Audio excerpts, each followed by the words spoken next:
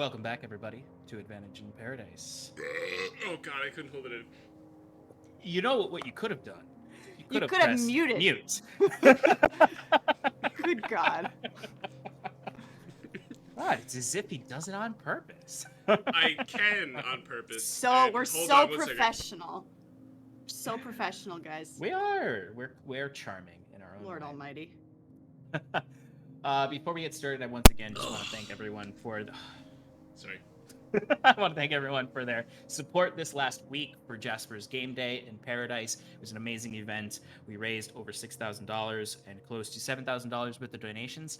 Like Shannon. Oh my God, duh! Said in the beginning, you can still donate. You can still donate, and you can affect, this time, only once this time, you can affect the game tonight, like you would in a one-shot. So, if you want Huron to have a bunch of critical successes so that he doesn't die, go for it. Crit fails, baby! If you want to insert some peculiar NPC, I will do my best to incorporate it. If you've ever wanted to affect Aradun, here tonight's the night. Wait, are they allowed to give disadvantage? Can they give disadvantage? They can give me disadvantage. Oh. Yes. I mean, if any of you want to volunteer to accept disadvantage, No. I'm fine with that. No. All right, No. Wiswick No. and Huron and Timber all But only can on be given wisdom saving disadvantage. throws. Huron decides to carve wood for the first time and nicks his arm right in front of Timber. And then just like gets so scared he goes bah, and just smears it in his face. By Ilyuvania. All right, folks. Do that. Maybe we can reach that the next goal we had on there. But let me jump into the recap now.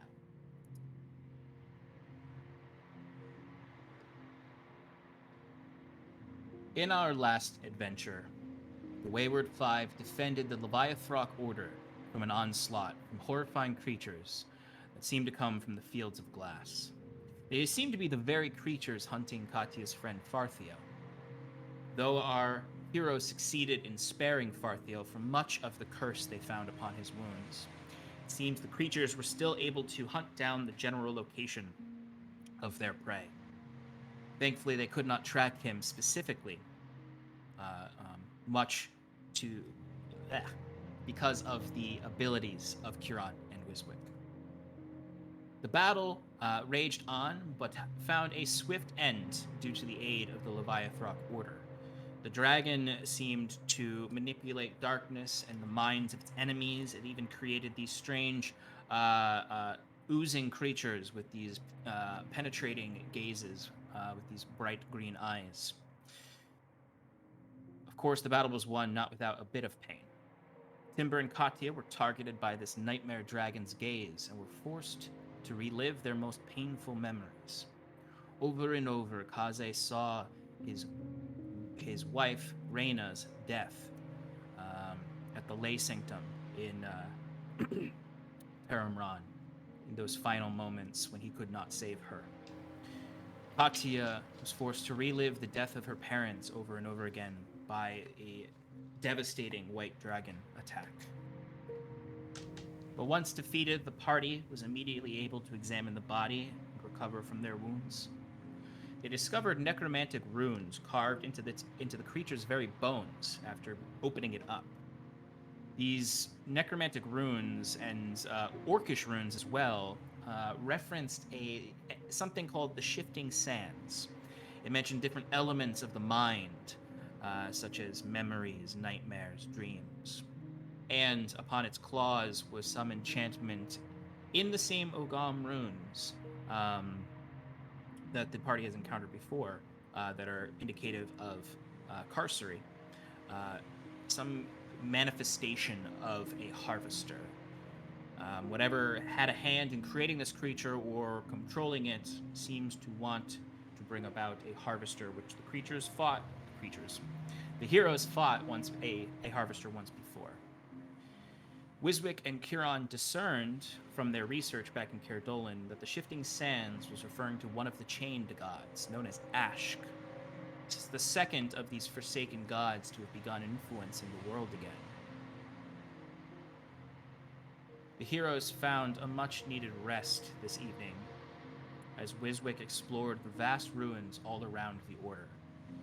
In particular, he examined some geological sediment which held evidence of a catastrophic magical attack from the Morriser conflict, helping aid his hypothesis that this salt flat was devastated during the Morriser conflict and was born of a sea then. Shortly after his investigations, Helena, the ardent huntress, came to sit with him, and they shared stories well into the evening. Wiswick was happy to have a curious audience for once, besides his golems. During this time, Curon was up at the altar, the offering altar, within the Firmament Temple, waiting for the Ardent Eye to join him or someone to guide him through the offering. Together they prepared the heart of the Nightmare Dragon for offering to Damukna, the goddess of this monastery.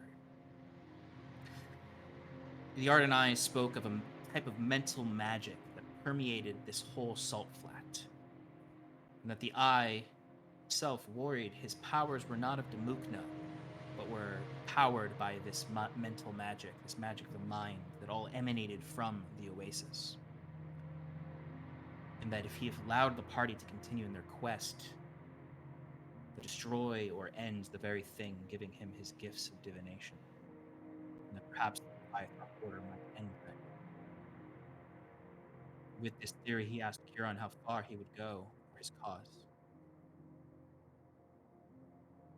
Would he lose everything to be successful? Whether or not his patriots knew the dangers they were in, particularly Governor Clay, whom he called a man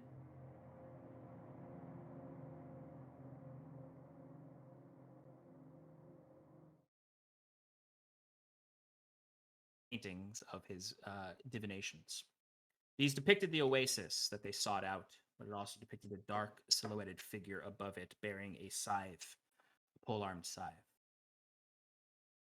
Afterwards, Curon cast Sending on Damukna, because the stories consistently say that she wanders the material plane and not the far-off heavens like other gods. In doing so, he did, though she did not answer him directly.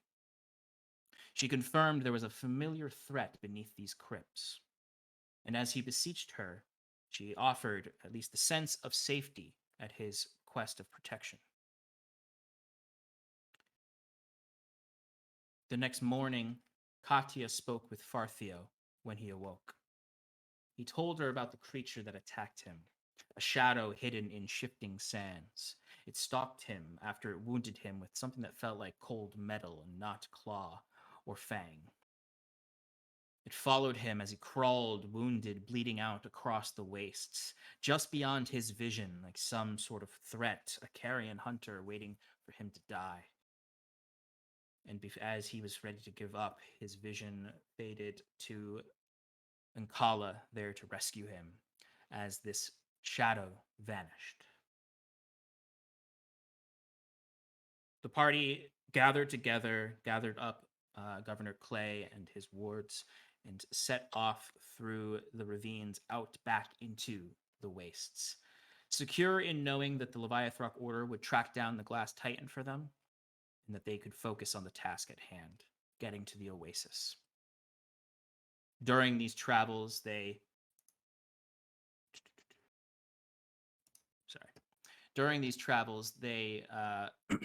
they noticed some far-off figure watching them.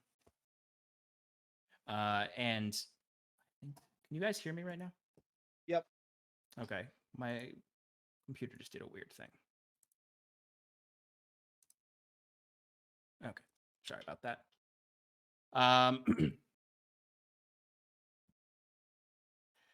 They saw a strange figure on the horizon watching them. They seemed to shift their position each day, sometimes walking parallel with them, sometimes ahead, sometimes behind. It was on the last day before arriving at the oasis that they could see the distinct silhouette of an orcish woman, and they knew that Damukna had protected them on this path. Now they lay about a mile or two away from the oasis, as they can see on the horizon. These last few days being the only ones where there weren't storms of sand and salt whipping through the air. They saw the tabaxi from his vision and the oasis from his vision and the tall drip castle.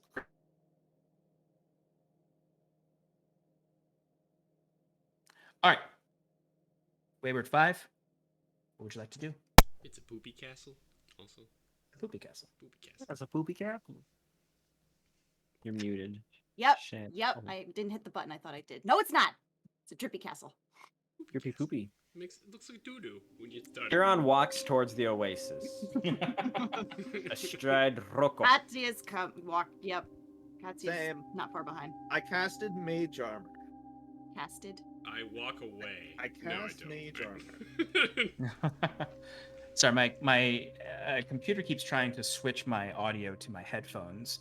I had to turn them off. I forgot they were still on, even though they're plugged in. All right. So you are progressing towards the oasis. Yeah. So you would notice that as soon as you kind of get within a half mile of it, you look all around you, and suddenly the wind picks up, and that sandstorm comes back all around you as salt and sand whips up into the air. It's growing quite cold in the desert, in the salt flats, as the it's about midday right now, but as per usual, the dark stars in the sky, and you're deeper into the hardest months of the long dark. So even these southern lands are going to begin to have sub-freezing temperatures soon. But as you approach, you can notice that there are several different pools of water here that are crystal clear and beautiful. You see palm trees, you see several signs of life all about. And you would see that lone tabaxi is starting to walk out to meet you.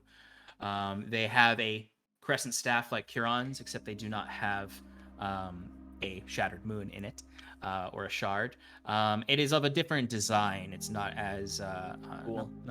it's not as cool. It's much more simple and Not as ostentatious. exactly. They wear these dark, velvety purple robes that look like when they move, you can see certain parts almost look like there are stars in them. If anything, they look more bejeweled. Like they're clearly like a silk, but as they move, you almost think that they're wearing, like, looking into them is looking into the heart of like an amethyst quartz. They have a hood over their head where you can see very clearly like these two additions to the hood that accommodate their ears. They have black panther-like fur. With these bright, vibrant orange eyes, feline eyes. As they approach closer, you can clearly see that they are a woman, and they don't seem to. Doesn't seem to be anyone else around them as they're approaching. They are not approaching hostilely. They are coming up friendly. They're almost waving you down. At a distance of about 30 meters, Huron will dismount and continue to lead Rocco by the lead to stand about, say, 6 feet apart from this tabaxi woman. And he's just going to look her up and down as he stands, right arm holding the Rocco's lead, left arm on the staff, and he just, standing a little bit as full as his height as he can get to, as he just looks her up and down, assessing this cleric, paladin, acolyte. What are the rest of you doing? Are you just staying behind Huron? Yeah, I'll stay. Katya, I won't be right up with him, but I'll have my spear in my left hand and just be kind of like over his left shoulder. Also 6 feet Wiswick's driving behind. one of the carts, so he's a little bit further back, I guess. Okay. Sitting next to Kieran, but every so often looking at the clear water.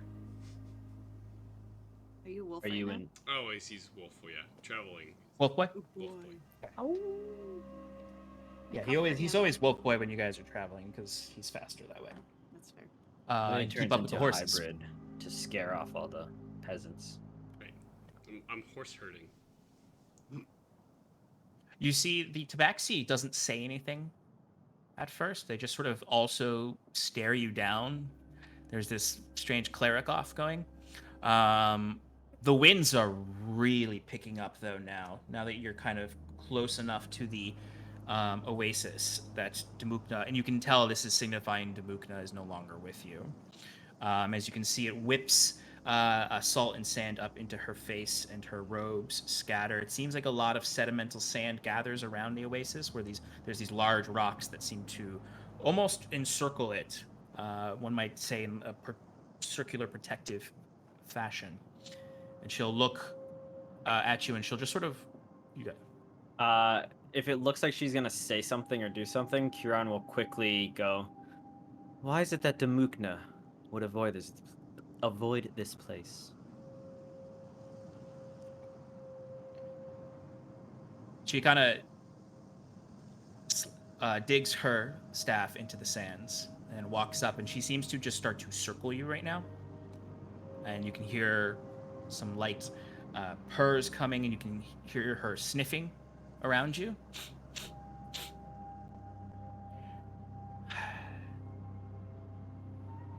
Damukna respects Eladra's sanctuaries. She would not enter without invitation. Who are you, travelers? Dropping his the lead and maybe mimicking her planting of the staff. Kieran will mimic it and then give a slight bow. He goes, "I am Kieran Islastana, cleric of Ilyuvania and a member of the Wayward Five, my company here. And who are you, friend?" You see, she sort of never breaks her eye contact with you, or at least her eyes on you, and I imagine you might turn to follow her as she moves about. She kind of like reaches up for the reins you dropped of Roko and starts to pet the mane of his fur. Zro Zarek.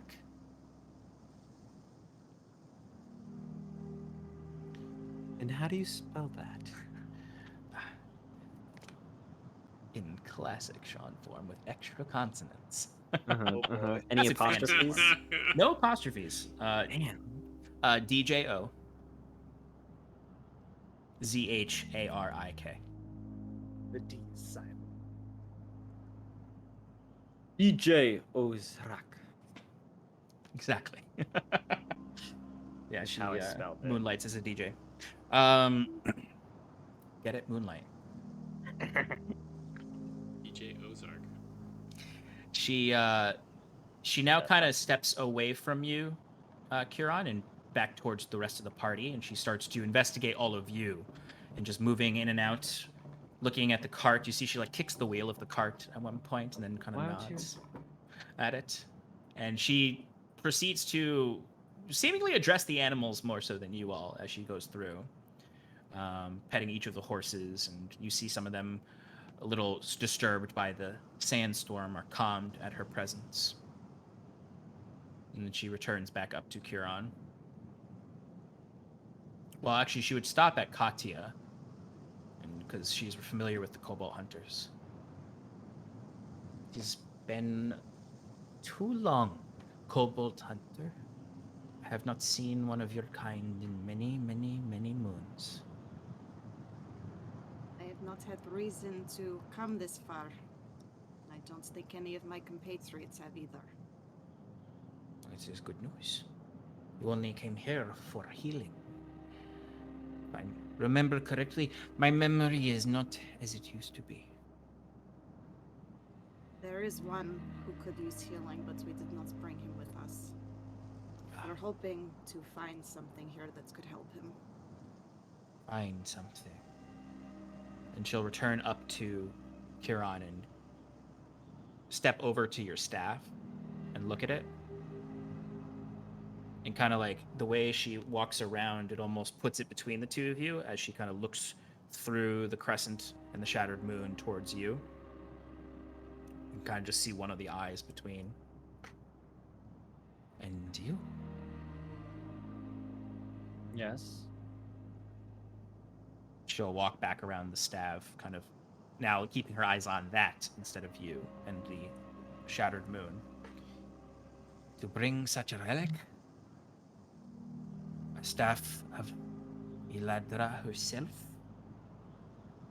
Iluvania, but yes. I see. Yes. Well, welcome. Thank you. Anyone who worships at Eladra's light and shadow is welcome here. We appreciate it. May we join you? Maybe inside. Is that your house there? He says, gesturing to the drippy castle. No, that is not the house of the acolytes here. That is just the old remnants of what we found here when we arrived at these pools of Eladra. Come. No sense in staying out here in the sand. It'll get all in your armor and in your clothes, and it's itchy and coarse. Come. And she'll lead you back into the camp, where you, if you follow, you would find, as soon as you step past the rocks, the wind seems to calm, and the sand no longer seems to whip into your faces.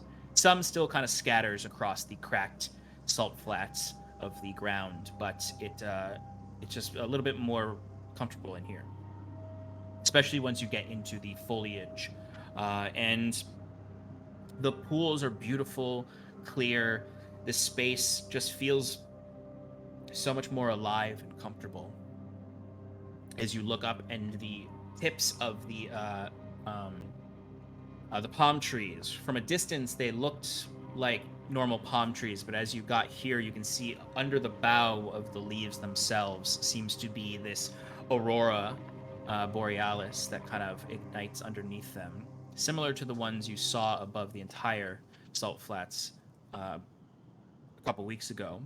And amongst those, you can kind of see like clouds that almost look like cosmic dust and starlight in there. And then at the base of each of the palms, you would see there it does bear fruit, and these large berries, I guess, or seedlings are scintillating like a full moon. And as she leads you past this sort of grove, you would then see beyond that is a very tiny village, essentially. There's about almost a dozen tents, but only one has a torch lit outside of it and has any light coming from inside. There's a small fire outside as well with a cook pot over it. The rest of the tents look like they've been abandoned. The flaps just blow in the breeze and are torn by the harsh winds. Some of the wood stakes holding up the tents have collapsed, as it looks like she's the only one here. Have you ever been here before? I'd actually probably say no, because you would not typically have been part of any of the envoys to bring wounded here. And we usually would have been more so diviners and a higher ranked kobold hunter to guide them. So you probably have never been here before. You've definitely heard stories of its majesty and glittering starlight. But people haven't been here in a long time, so they haven't seen the ruins of it. The entire time, Timber is kind of insight checking her. Yeah, give me a general insight check. I will. And as you're walking through, you'd also notice, like, just generally, like, the shape of this is you've got the round circle of stones, you've got the pools, and then you've got the drip castle. And the village is right past the drip castle. So you all are walking past it, and what you would notice is it is this tall tower, but it has this archway that's almost like disheveled and crooked, as if the ancient stone all around it has been pressuring it down. And it's just dark. There's no door, and it's just darkness beyond that. Timber, what was that insight check? It's 5. 5. She's a friendly kitty. You know, she's just Meow. She seems very nice and welcoming. A little quirky, Why is she by maybe. herself? Why didn't she move on? She's suspicious. What's she doing here? No one's ever a true introvert. Unless there's a reason. I don't know. Wiswick catches up to Kieran, and he's still riding the cart, but he like looks down at Kieran and he says, "No, Kieran, you're always telling us that we're like the chosen 5 and that, you know, Ilyuvania has blessed us. You'd think that they know something about us here. Like, doesn't she like give you prophecies all the time?" The gods work in mysterious ways, Wiswick. And recently I've learned those ways involve a lot of lack of communication. So I'm not too surprised this one hasn't heard of our coming just yet. Okay, you would know better than I would. I do want to check out that big castle, though. It looks pretty fancy. If I recall, it's a... Wait, did she say it was a... No, we don't know it's a crypt. It's not a crypt. You, Stefan, Kieran knows it's a crypt because the Ardent Eye said there's a crypt beneath it. Right. So Kieran will go. Maybe a castle above, but beneath lies a crypt. Oh, sorry, I described the doorway wrong. Sorry, I just want to clarify that. So the drip castle, as we're calling it, is very, very, very tall. Taller than you probably thought it was going to be when you got here. Someone, whoever wants to, can give me an insight check for this. If you're proficient in insight. Particularly, I'm thinking Wiswick would be a good candidate for this, given his archaeological endeavors in his past. Okay, I am not proficient in I'm going to give you advantage on this roll. All right, thank you. You could do history if you want. That would be more fitting, I think. Or nature. Same roll. So I guess Let's say it's nature then, because it fits more. I'm half proficient in say nature. so. Can I still roll? Sure. I got a 24 on my insight. I got 18, 24. on nature. 25 in nature, okay. Huron and Wiswick. You've kind of spoken on your journeys through here about how this was once a great ocean, or sea, not ocean, and how Wiswick particularly, you've been investigating the destruction of that sea and how it was a rapid evaporation due to a magical assault, essentially. This drip castle is essentially probably an eroded island. Essentially, it looks like a tower now because the winds have eroded away what was once probably just a gradual island. Because you'd also notice, and what clues you into this is that the entrance is not right at the base. There have been steps carved into the tower that spiral up to the entrance that's actually at the top. As if that was where the land was when whatever was this temple was made, or whatever is below it was built. Which means this is pre-Morasir based on your hypothesis. Is it possible, based on the rocks that I see it created out of, that, like, if there's any igneous, can I see any identifiers of it being like a volcano? Give me an investigation check.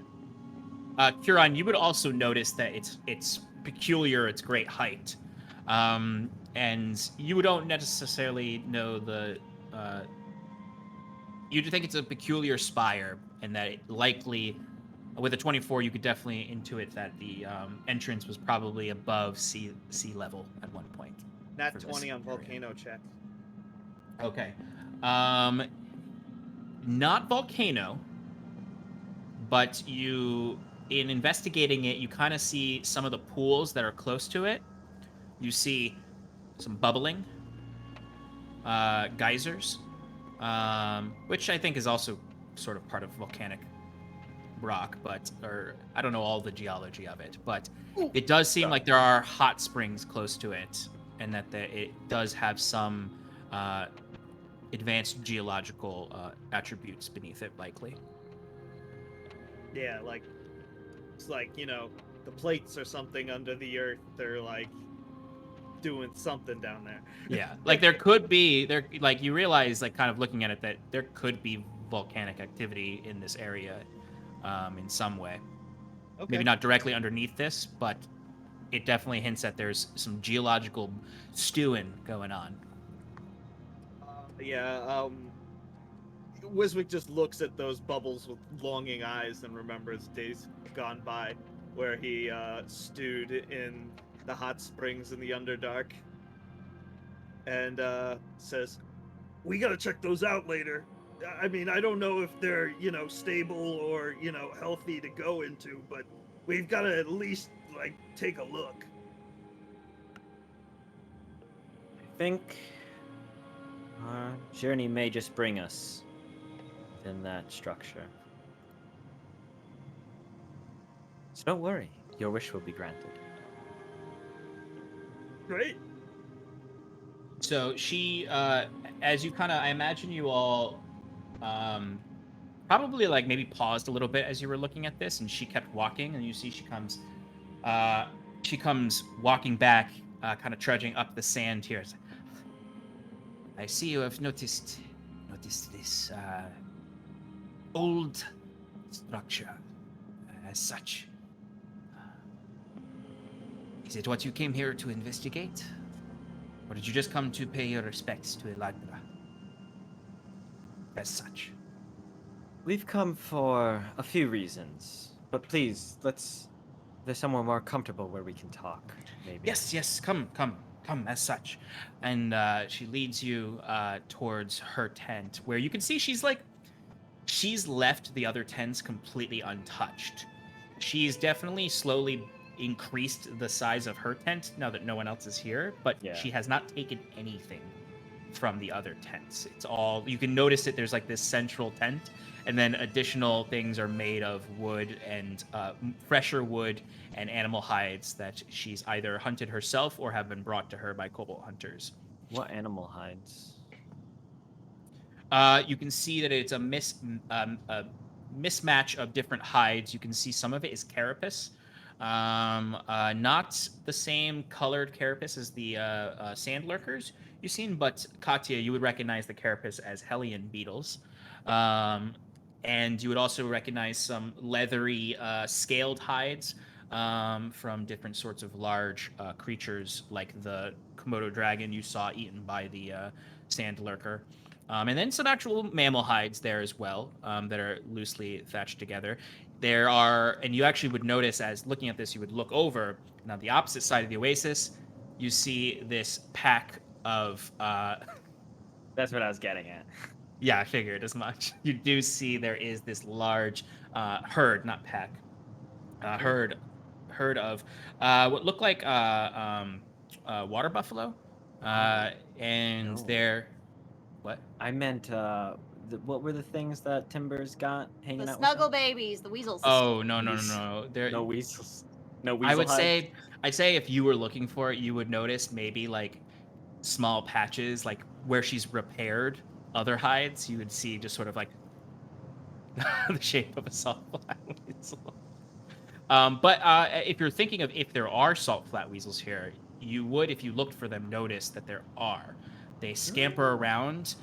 There are not a lot of them here right now because it's during the day and they primarily come out at night.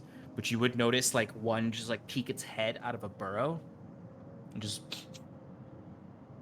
it stares right at Timber. And then at the cart that the weasels are in, as it's just sort of like, brothers, sisters. But primarily the largest livestock here, not domesticated by any means, are these water buffalo that have different other creatures, symbiotic birds on their backs and whatnot. These creatures seem to come here because of the safe refuge, but they are not overpopulated, which means that she does cull them, given that they do not have natural predation on this space because the predators don't pass the protection stones.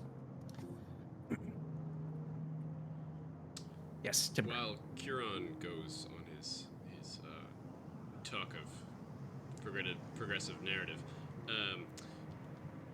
I want to go around the camp, the untouched camps or tents, and just kind of take stock of what they have. Not take anything, go ahead. Obviously, I'm just a dog. Absolutely. Go ahead and give me an investigation check. Oh, I'm so good at those. Is anyone else staying out? Yes, it just might bring different rewards. Alright, I'll do investigation. Wiswick's staying close to Curon.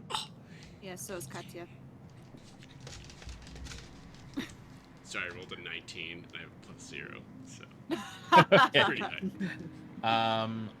Okay, so while you are all going inside, Timber stays outside and does some investigating around. When you go inside, you notice that she's created quite a lovely little space in here. There is a small embering fire in the middle that has, you can see different meats hanging up in the rafters that are smoking slowly from the smoke of the fire. Curon, you might wrinkle your nose at that. Even though it's not a tenet of worshipping Eluvania not to eat meat, I feel like Curon thinks it should be. I mean, it's a natural way of things. But she has all sorts of things here.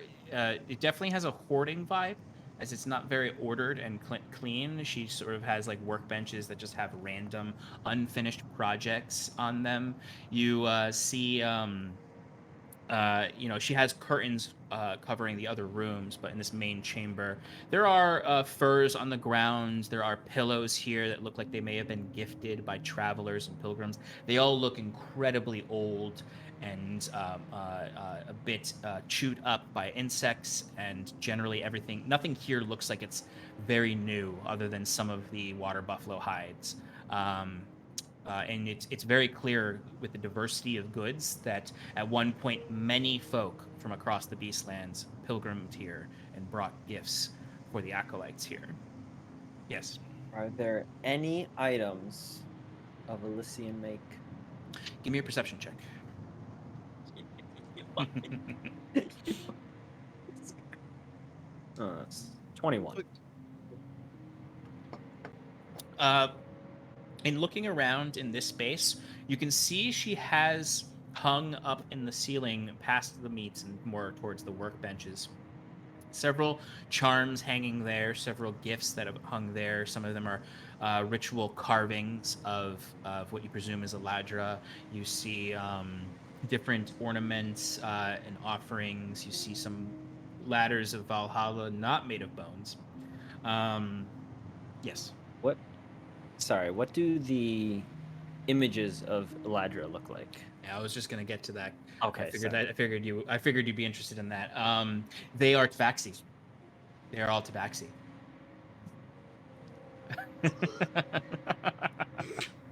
No, not that's a fine. beautiful elf. You mean not a divine image of my own making?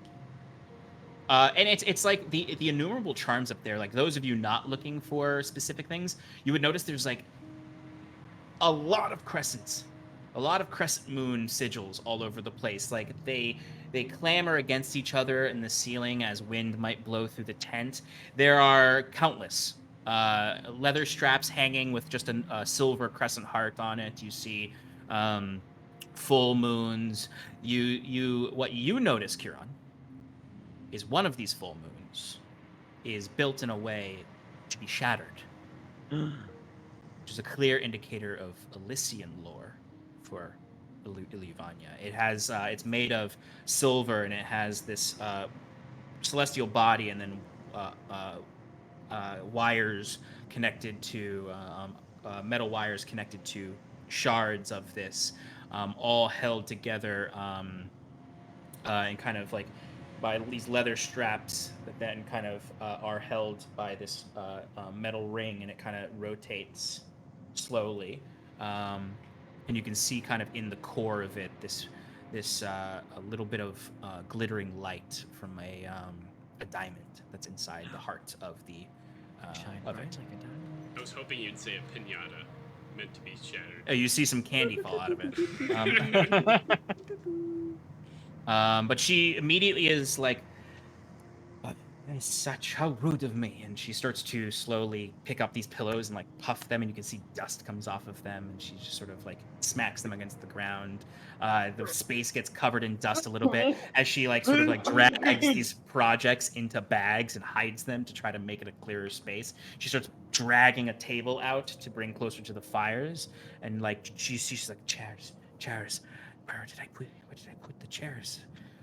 As such, and she runs into the next room and starts to drag out these two really disheveled wicker chairs that are like, you see like the wicker is just sort of splayed out, and you can see like birds have definitely been pulling from it for their nests in the palm trees. You would also notice by like a small kitchen area several cracked they look like coconuts really, but they are clearly the moon fruits from outside that appear to actually be more so a shelled like a coconut, and that when they cracked open they lose their glow, and they very much so look like a moon though, like someone cracked open the moon and it was hollow inside, and there's just a pile of them near where there's like a messy kitchenette area. And she sort of drags these chairs over and puts them down, and then also like stacks some pillows next to the table. It is a low-lying table, but it's definitely gonna be awkward for whoever sits on the pillows by the table. Just, make yourselves comfortable as such. Please make yourselves comfortable. Can Wiswick go up to the cracked fruits and see what's inside? Yeah, it for real world reference, it very much so looks like a hollowed out coconut shell. Like the flesh has all been pulled out of it. There's no more coconut milk in it, and it's just that outer shell, but more polished without the coconut hair all over it, and craggy like a moon. Like it literally looks like a moon. So no moon milk. There's no moon milk in them, and there's no moon milk in them. No moon. All right. Disappointed, Wiswick starts looking around. You know, just eyeing through all the tchotchkes and looking to see if there's any like books or old tomes he can dust off and take a look at. Interestingly enough, you find no books. Plane's like, the fuck? I know, right? They should break all these stupid moons. Yeah, I mean, Wiswick kind of seems a little out of place here. He's uncomfortable. He doesn't see any books or anything like lore related, so he's just following Curon's steps. But you can see that he's getting a little impatient. Yeah, Wiswick's academic mind finally meets oral tradition. Yeah. I know this isn't how the spell exactly works, but I have it and I never use it. Curon taps his staff against the chair, one of the chairs, and casts mending to make it nice. If I can. Absolutely, you absolutely can. And you see, she sort of smiles at you and kind of taps her staff on the ground, just a quick little thudding against the furs, as she looks at it and investigates. As such, you have gifts. Excellent. The blessings of Iladra and Illuvania. Illuvania, yes. Illuvania. I have heard from my forebears of pilgrims who call Eladra Iluvania.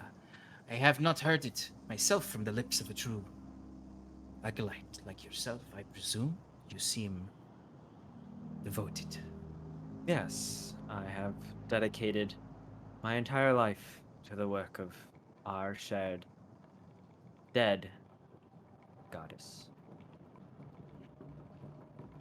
You see, her eyes sort of look down, and she bows her head towards you, both in recognition of that, and you can tell in their beliefs she is also dead. Great sacrifice, as such. Sit, get comfortable. I will go and I think I have some. And she's very frantic and manic as she's looking around, and you see she goes in the other room, and you see she leaps on the table, and immediately her form shifts with a glitter of twilight light into a actual panther, and then she sort of and disappears into the next room. Well, that was quite unexpected, he says, That's tapping something. his staff on the other chair to mend it. It's not something you see every day, sitting in the chair that Kieran freshly mended. And you see coming through the curtains is her in her tabaxi form. She's holding in her hand several bottles that are glowing, a moonlight color, in these very old. It's weird because they're very old glass. They've got that like cloudiness and brownness to them, but you can just see kind of like radiating through it is this moonlight. And she comes in and she puts it down, and you see she's like, and then you see she shifts into a vulture, and then like glides across the room to the other side and lands and picks up some cups from the other side. Leaning over to Wiswick, Kieran goes, so she must be a druid of Eladra. Yeah, I guess so. And she comes back with these cups, and she sort of looks at you and kind of like drops one of the cups. She's, I'm sorry, I am not used to company, and it becomes a reflex sometimes to shift into these shapes. Please, don't hurry on our account. Take your time, friend. She places these cups down, and she sort of relaxes at this, and you see she pours some of this drink into each of the cups for all of you. The cups are all different. There's no cup alike. Some of them are like, one of them is like a fine goblet of crystal. One is a like very simple whittled wooden cup. One is definitely made of bone of some kind, a skull of some kind of animal, and then one is like a water buffalo horn. Kieran takes the simple wooden cup with the liquid and gives it a sniff. Does it smell of alcohol? No. Okay. Take the water buffalo horn, because that's cool. I'll take whatever's left over and say, "Don't worry, I do weird magic stuff around these people all the time. We're used to it." Wait, Wait, this do you kind of grab matters. the- Yeah. Do you grab the So- crystal goblet or the animal skull? Ooh. I feel like I'm choosing the Fountain of Youth thing from I know, Indiana right? Jones. I'm gonna go with the animal skull. Oh, interesting. That usurped expectations. I expected him to grab the crystal goblet also. And you see, she grabs the animal skull. You chose Um, wrong, Wiswick. It has a fruity smell, but very very mild. You look into it, and it does kind of it scintillates, but as you get a closer look at it, it kind of has the look of if you've ever seen those videos of cocktail bartenders who put edible glitter into a drink. It has that kind of spacey look. She kind of holds it up and cheers it to you all. From the font of Eladra, for pilgrims to enjoy gifts of the moon goddess. Here, here. Cheers. It has a 10d4. yeah. Poison damage. It's very mild. It does have kind of a pineapple-y flavor to it, but also kind of mingled with an earthy flavor, and a slightly strange aftertaste. But you suddenly feel very invigorated and just really well rested. We just get a long rest.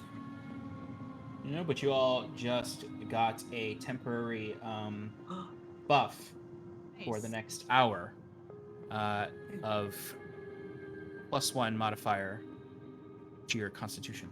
Nice. That's okay. That's great. Thank you. So we have an Just- hour. Let's go. I did not. FYI. Yep, I know. Yep. Okay. And you see she sort of looks to you, Huron. And now that she's like had this drink and she's relaxed a little bit, she starts to really stare at you. In less peculiar company, you'd think it was quite rude. Rude. Oops. As she, for a second, like leans over the table too, and you can see her claws dig into the table for a moment as she is now realizing she's very awkwardly close to your face as she's staring at you. As such, it's strange. I feel I've seen your face somewhere, but I've never met in Elysium. I was granted a vision not too long ago of you, I believe.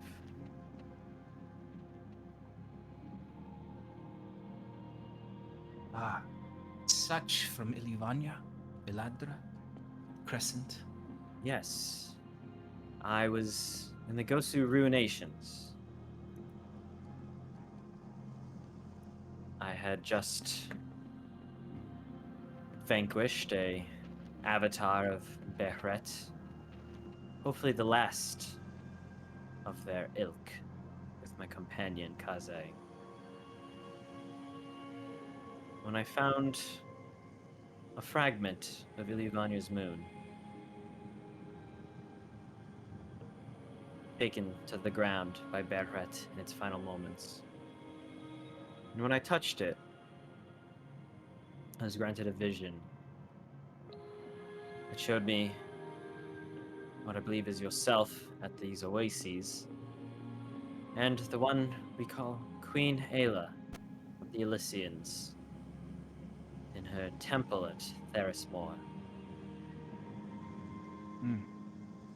I've From heard the stories of Beret. As the pilgrims from the dragon-born lands spoke long ago. I've not seen one in many, many years as such, but they used to speak of the demon Beret. And I have heard the stories of Yuvanya in the north and your Queen Ayla. Beacon of her light. Is the stories true? That Ayla is chosen. so they claim. Gifted with the long life of our goddess. So they say. We have stories here too of Ilyuvanya, Ladra, sacrificing herself as well. But not just to pierce the hearts of a great dragon, but to sunder the power with the shifting sand. Ah, you mean Ashk? Yes, as such, the old god bastard, attempting to steal the powers of Eladra over life and death, the twilight of us all. And it's at this point you hear some sort of the sound of what you're familiar with since you've encountered enough of them, a skeleton in the other room. As you would see this skeleton walks in from the other room holding in its hand a big wooden bowl. This skeleton is not like a humanoid skeleton. This is a modge podge of animal bones that make up this necromantic skeleton. Its head appears to be a toucan's head with a long beak, a toucan's skull.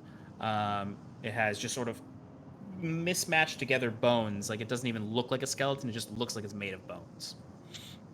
And it comes in and it lays down this big wooden bowl that you see is filled with a medley of vegetables that were clearly grown somewhere in this space.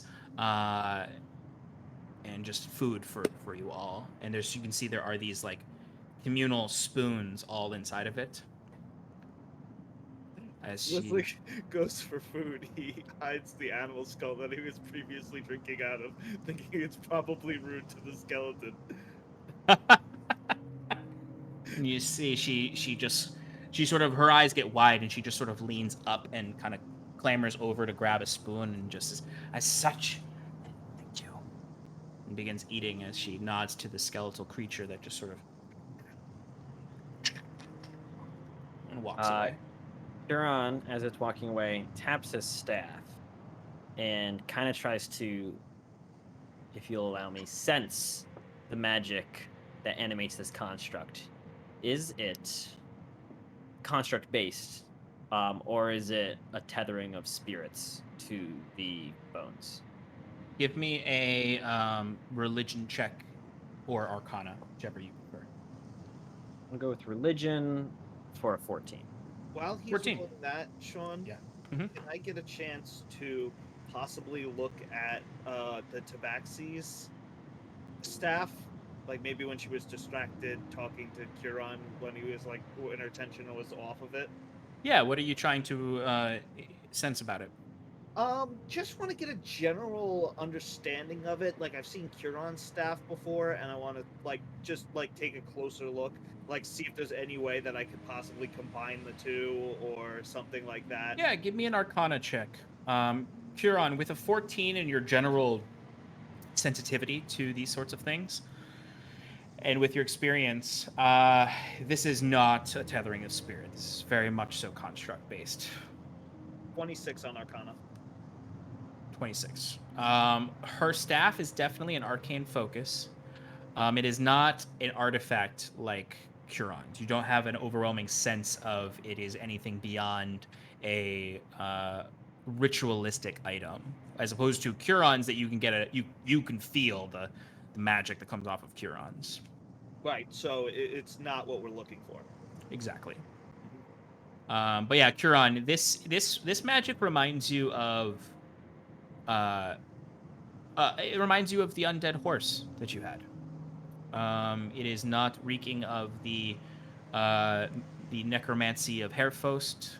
It is definitely not a soul-bound entity. Okay. Then he'll turn to the vegetable melody and take a scoop and take a bite. It's a medley of Barophorus cucumbers, not Persian cucumbers as they would say in real life. Barophorus cucumbers, tomato, onion, with some oils and vinegars and salt. It's delicious, or I would find it delicious because I make this salad often for myself. Ah, gotcha. with a little bit of garlic too. Oh, that's what got me, Sean. I'm in. Yeah. Okay. As she's sort of eating, as you're eating and everyone's kind of resting, she looks to you, Kieran. These visions you receive, why does our goddess speak to you? Is she alive? Well, I'm sorry. Could I get your name one more time? Pronunciation. Jo. Jo. Azure. Jo. Jo. J. Oh. Jo. Yeah. Okay. Think Jen from Jen. the one shot for Sarah's character. Jo. Jo Zarik. Jo Zarik. Ah, that's why. I had it all as one word. Oh no, it's a name and surname. I'm sorry, folks.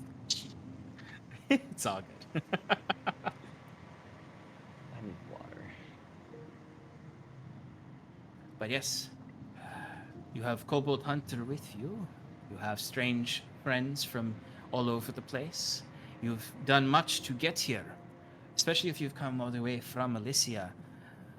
It has been generations, I think, since we've seen an Elysian.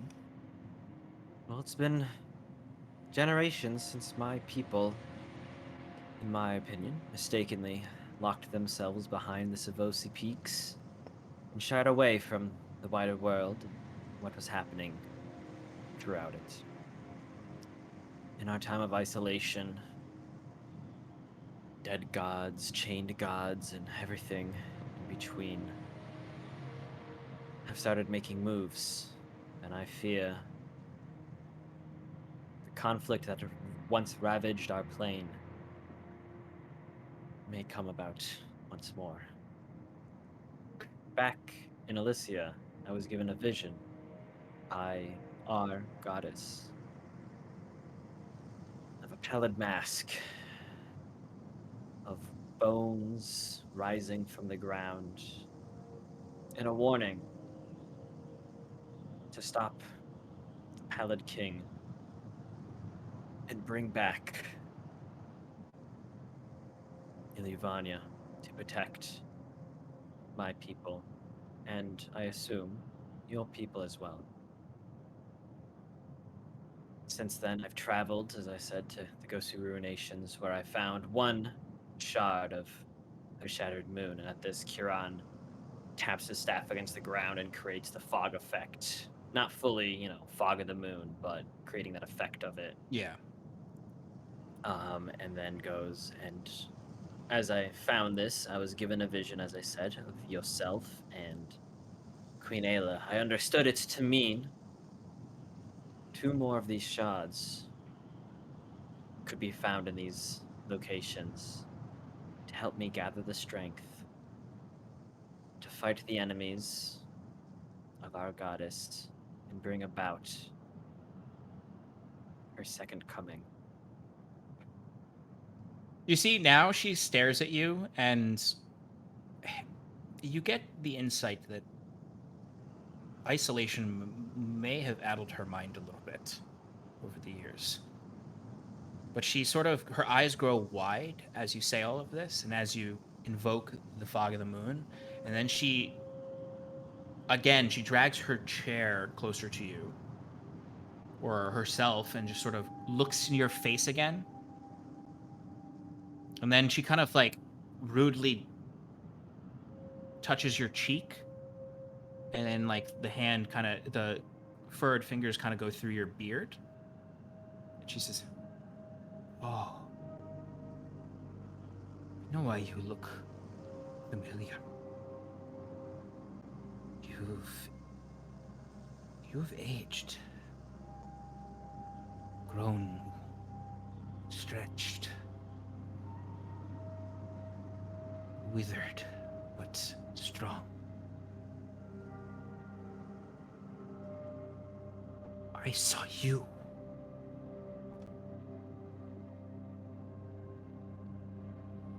Many years ago. bone, iron palette mask.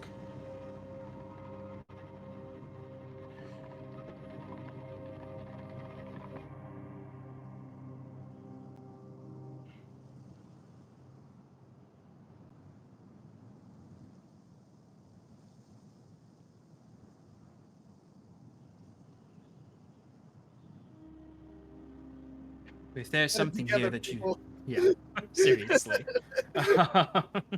Sorry, guys. If there's anything that you seek here, it is not in this hut. It's in there. As such, she points outside. My grove only sees two pilgrims and protects whatever is there. We have not had to do any protecting. The stones do it for us. But something boils down there. Many adventurers have come and they want to go down there, seeking treasure, knowledge. And for the most part, we will provide such things. Because we know no one ever gets out.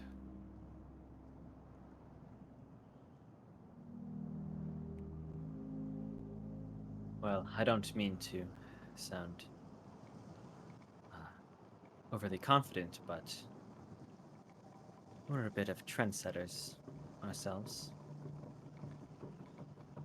Yeah, we've accomplished the impossible before. No sweat. We're gonna get down there and discover all sorts of new stuff for you.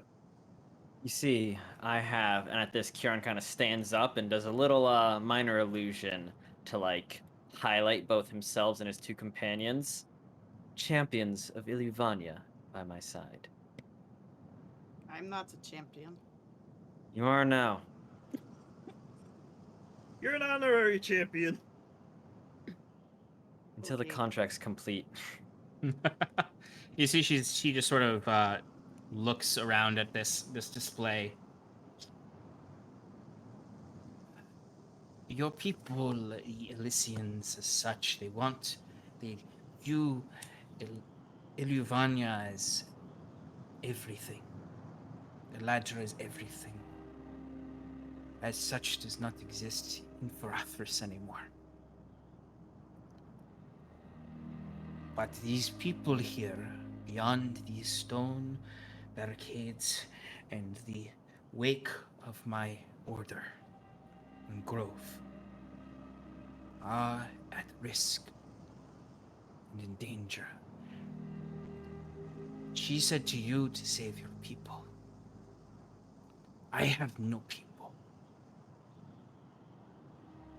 She said to me to save everyone.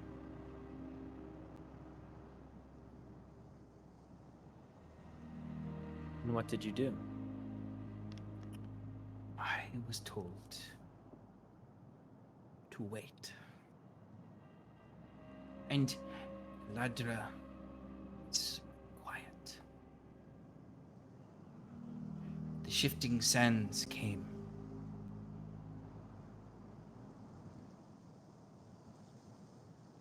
And I waited for her to tell me what to do. But she never told me what to do.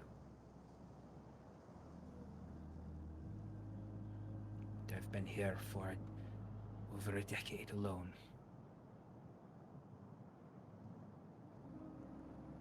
Waiting.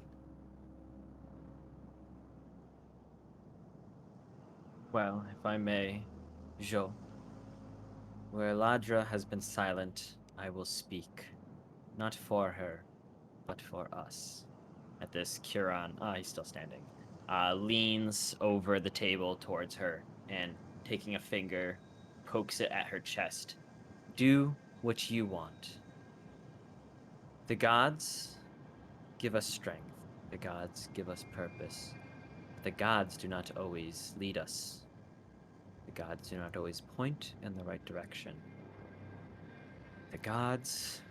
And at this, he kind of slumps back down into his chair. Do not always answer.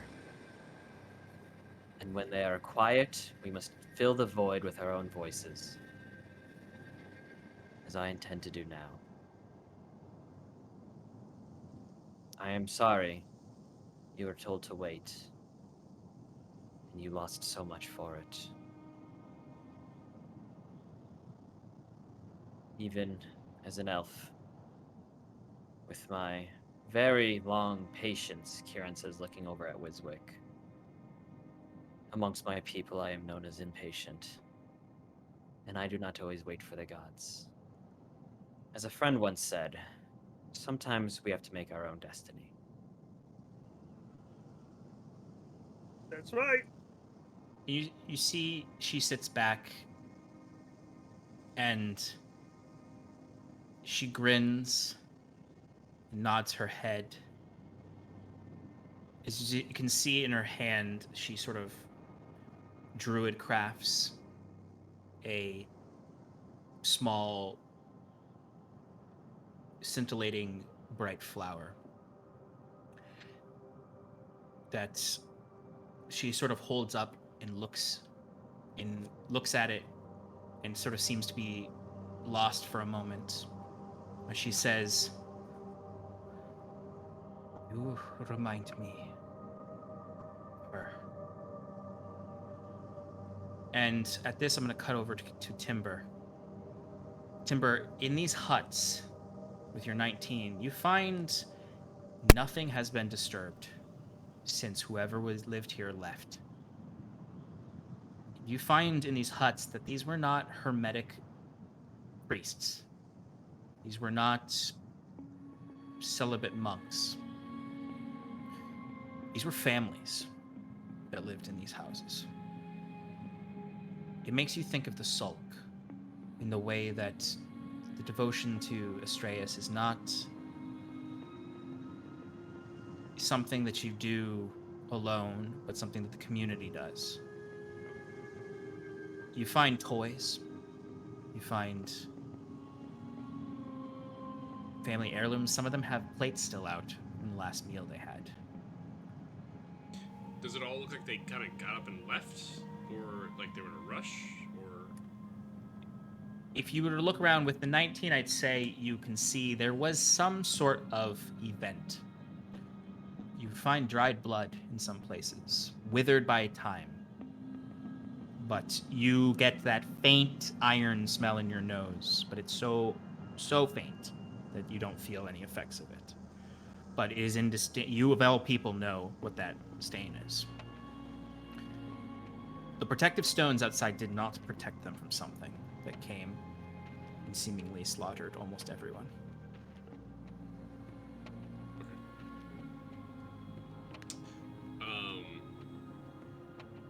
But nothing that. Yeah. Okay. So this is a very innocent. No gold. No. I wasn't looking for like. No, I know, well, I know. that would be great, but I wasn't expecting. I mean, actually, honestly, you probably do find gold. You probably find several strange gifts that were brought to this family. But this grove of druids was not. They were a small village. And there's no like telltale signs of like what came. What the. Give me an investigation check. Yeah.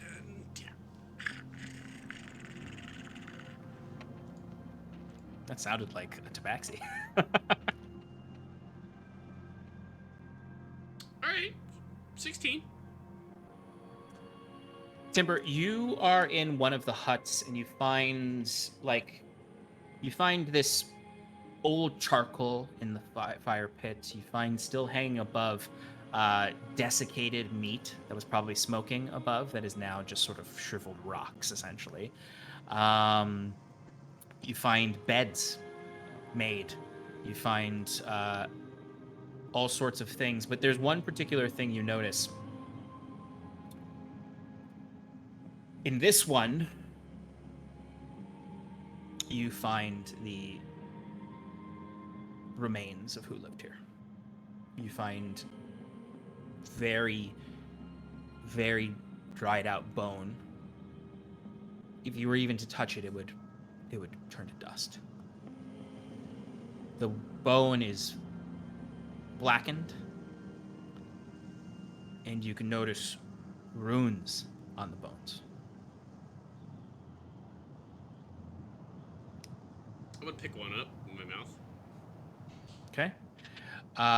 Give me a wisdom saving throw. Oh shit. Okay. Why? Oh no, I did the wrong check. I did the wrong check. All right, 21. Is it a constant thing or is it a one? Because as I keep holding, sorry. Yeah, it's a one-time effect. As you bite down on this bone, first of all, it turns to dust in your mouth. But the runes seem to light up when you touch it, and then kind of zoom, elevate off of it as it turns to ash, separating from it. As you can see, those runes hover in front of you. You make your save, though, and they dissipate away. Panting as that was terrifying, and not doing that again.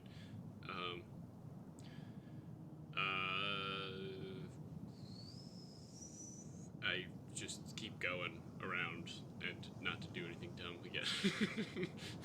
If you move through all the tents, you would find the same sort of scenes. Okay. Rapidly ended life and the desiccated remains of a very active village.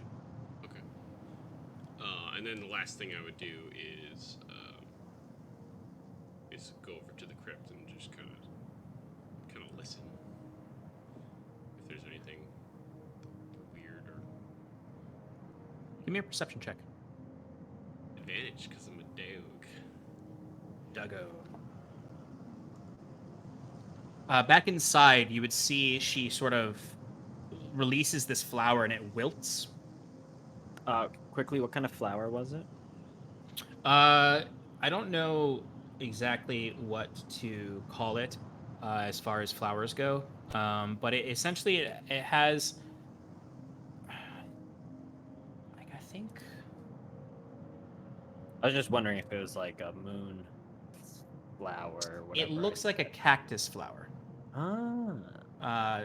It looks like a cactus flower, but it has that sort of indigo coloration of bright white indigo hued light on it, and then it dissipates. It wilts in her hand as she looks back and says, "I think you can presume as such. I was not always alone here." Of course, I didn't want to intrude, but do you mind if we ask what happened here? You remind me of someone.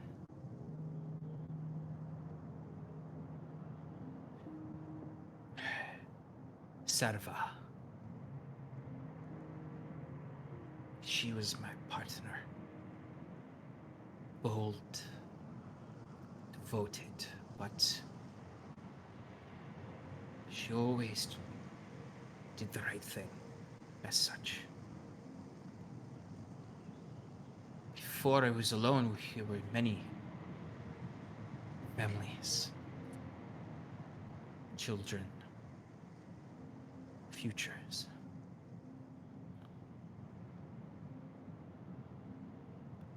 And then the sands whipped up into the air. The salt and the bone. And it came upon us swift. These sands, beyond them just shadow, lurking beyond vision. As if in an instant, so many died. The very essence drained from them. They withered, blighted, such. And then Sarva, she tried to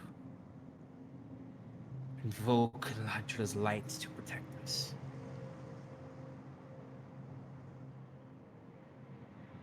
As this shadow loomed above her, a shadow so dark and silhouetted, but it felt beyond vision. And the light of Eladra blossomed like this flower from her. And the stones were erected, and the sands pushed back. The winds ceased. And Serva's bones hit the ground. Bright white, like the light of the moons. And I was alone. And it was then I saw you.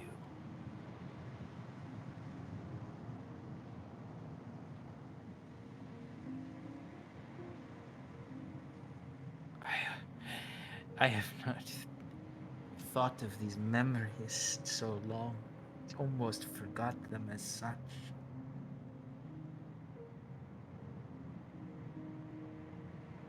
I'm sorry to bring such traumatic memories to you. It sounds like you were visited by an avatar of the shifting sands, Ashk. I have reason to believe either the chained god himself or some manifestation, something tethers that one below, and Kieran will gesture towards the... Did she give it like a proper name, or was it still just Trippy Castle? I guess she didn't give a proper name for it. She would probably just call it the temple. Okay. Like there isn't a proper name she gives to it. So then Kieran just gestures to the temple.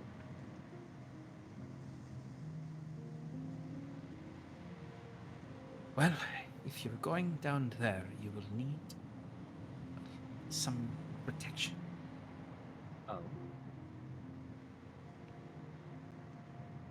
And you see she looks around, and then immediately she turns into a bird again, flies into the next room.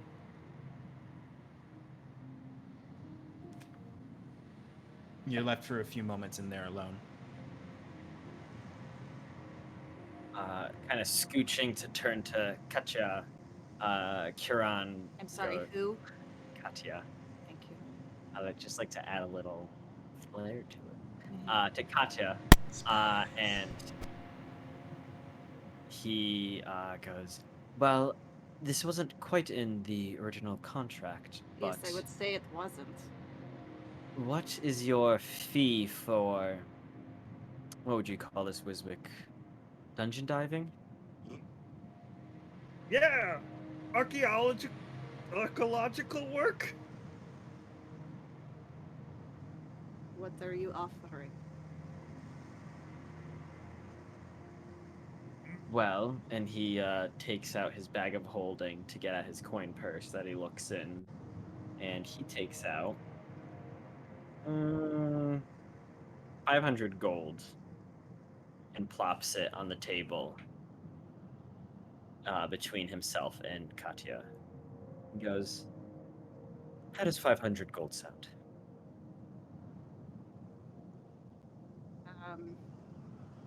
Katya thinks for a second, and then she looks back at you and kind of looks to where Joe was sitting. And then she pushes it back towards you. This seems pretty important. No So charge. he reaches in, and as she's saying that, puts down another 500. Oh, no charge. I thought you simply wanted more. No. Not And then this he takes 1,000 gold pieces and just kind of like, how does this make sense, putting it into a coin purse? time. I guess really he has like a treasure chest inside the bag of holding, Yeah, next to that's his pallid mask and his decrepit hearts.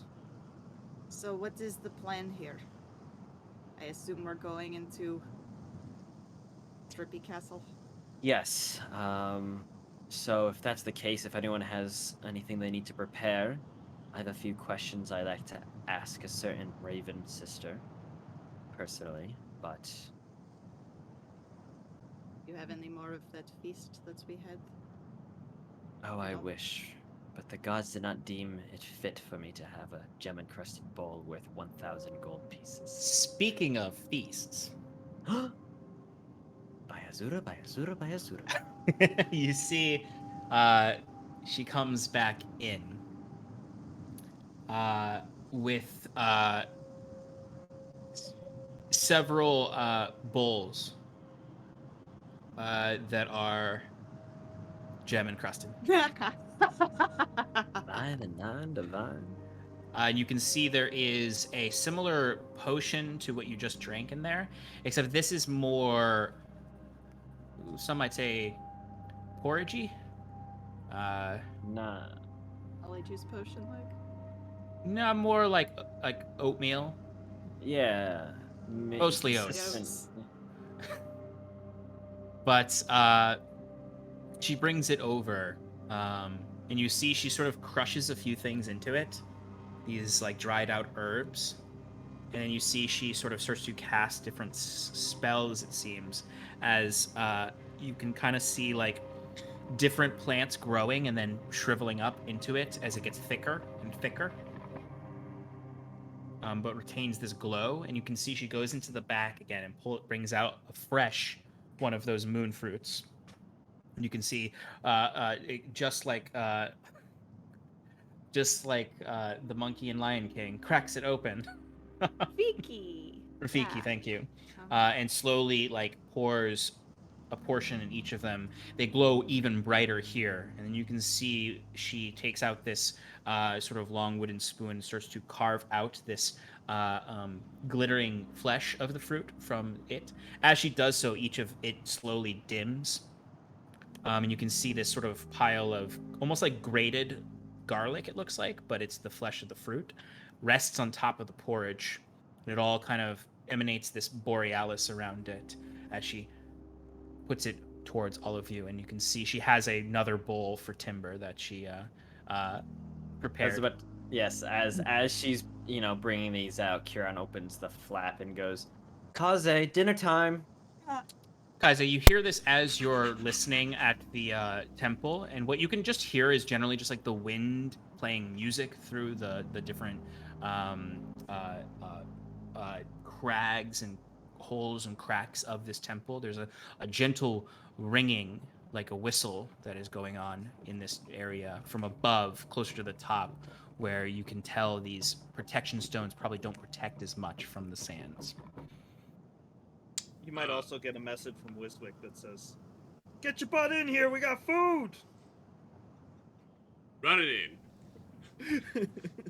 And once I get in, she sees the awful bones cracking and back into hybrid.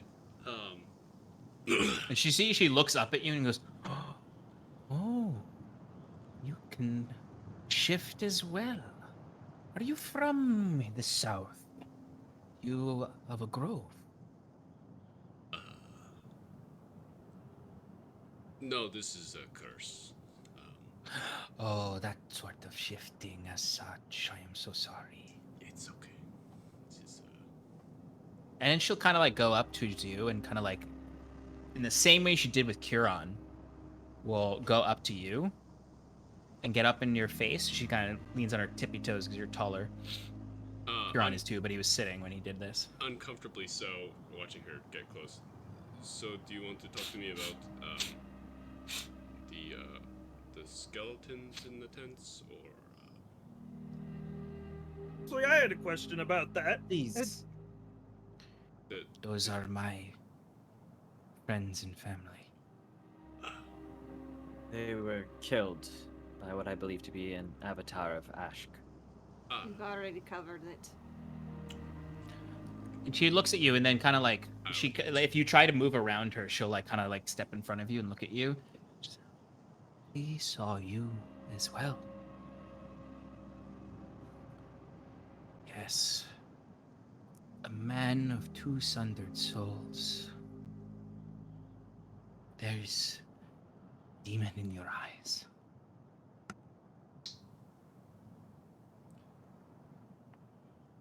That is Iladra said someone would come eventually, if not her. And I saw you, and she points back to Curon. And I saw you. Servant of some other.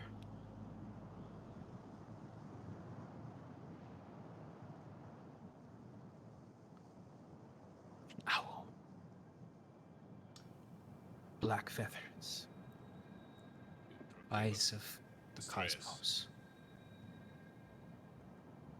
I don't know. I just saw the owl.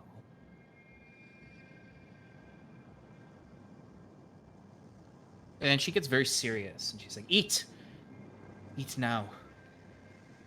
You must go to the pits beneath. This is..." And she's very frantic. This is what I waited for. Wiswick leans into Katya and says, I feel like we should be more suspicious of this person because of the creepiness factor, but I mean, she's been so hospitable. I mean, this food's delicious. I can't really say no. Seems that this is something that you've been traveling for a while, so I wouldn't read too much into the creepiness factor. I guess so. Hey, Joe, do you have any more of those, onyxes that you used to summon your family skeleton over there? I could really use one. The spell component for create undead requires a onyx stone that She would, equal pieces. you would see she looks to you and kind of cocks her head. I have no components for this spell. This is a gift of Eladra. Ah, that's a shame. I mean, oh, blessed be ye. Praise Eladra. There And I are just keep two eating. gifts of Eladra. There are two forms of the necromantic arts as such that are not bastardized creations of Ashk. Ascendance through the gifts of the moon, aspects of the moon, or the more utilitarian use of construct. I'm sorry, I didn't mean to offend. I just read a new spell from a book that I got recently, and I wanted to try it out. You must be careful with those books. Those sorts of necromantic arts are dangerous. If you are not careful, you can be tricked. You can be manipulated by the bastards. Herr Fost and Ashk. Stealing, nipping at the heels of Eladra. You saw what Herr Fost could do back at Neferdala. As such, you must go with haste. You all have the effects of Hero's Feast. Hey. You are cured of all diseases and poisons. You become immune to poison and immune to being frightened. You make all wisdom saving throws with advantage. And your hit point maximum is increased by 2d10. Let me roll that for you. I have an index card that has all that on it. Ooh. All your health is increased by 10 hit points. Nice. Also, remember, you all have an extra 2 points of Constitution, except for Timber, to give you that +1 to your con. Extra. Oh. From the moon juice. Moon Juice. So we can add that to the abilities in D&D Beyond? Yes, for now. For now, yeah. Yeah, I accidentally rolled. I don't really know how to do a temporary thing, but I'll just remember it. Yeah, just write it down. That's what I'm Yeah, you can just remember to add +1 to any of your con stuff. If you select on D&D Beyond, if you select the max number, it says max HP modifier as one of the tabs. So real quick, when you modify your Constitution, it modifies your HP. Is that good? Okay, It didn't cool. for mine. Yeah, It should. So if Just you make sure click you on- remember what your previous HP was, just in case Right. it gets messed up. Oh, there we go. Hold on. That's fine. Kiran's Well, max chunky HP boy. modifier I got. I don't know about the changing of the constitution thing. We'll make sure it's all good to go in the break. Yeah, sounds good. But is there anything anyone wants to do before you ascend the steps and begin going into the temple? Kiran. First, Kiran would like to commune with Raven Armagh? Sister. Wait, Armagh, no, thank you. nope. Damn, sorry. Nope. That's wrong campaign. Yep. Yeah, you could definitely do that as Um, everyone, I imagine, is just sort of getting ready, sharpening your Right. blades, making sure you have what you need. So Kiran will take a moment to walk, excuse me, walk outside the tent, and activating the amulet of Armagh will go. O chained Raven Sister, I come to you as before, so again. Very bullshit. Are you familiar? So, in the past, we've kind of not done the yes or no questions. Yeah. This is a more loose community. Okay, cool. Then, so he'll simply say, are you familiar with the one they call Ashk, the Shifting Sands? You see the face on the marble token. You hear that familiar I almost said Terfos. That familiar voice. Ashk. The Shifting Sands. Wretched creature. Wow. No. Honor. No. Respect. A rat. A snake. A spider. Foul. We believed our uncle. We believed hatred. Ash is a worm just surviving to poison. I'd have killed him myself.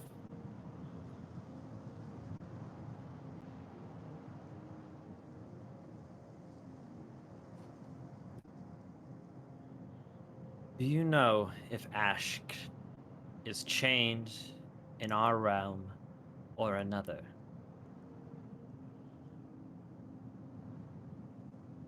I have been separated from the other sinners. I don't even see my sisters. Oh, you poor thing. Just the chains and shadow.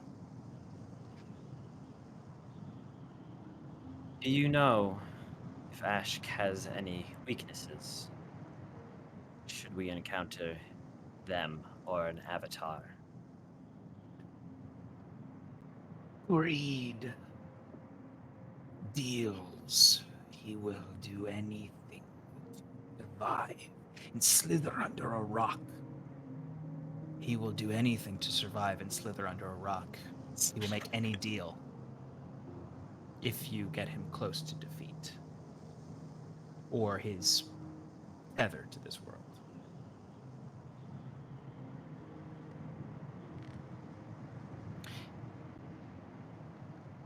Even in the face of annihilation, he believed he could slither away.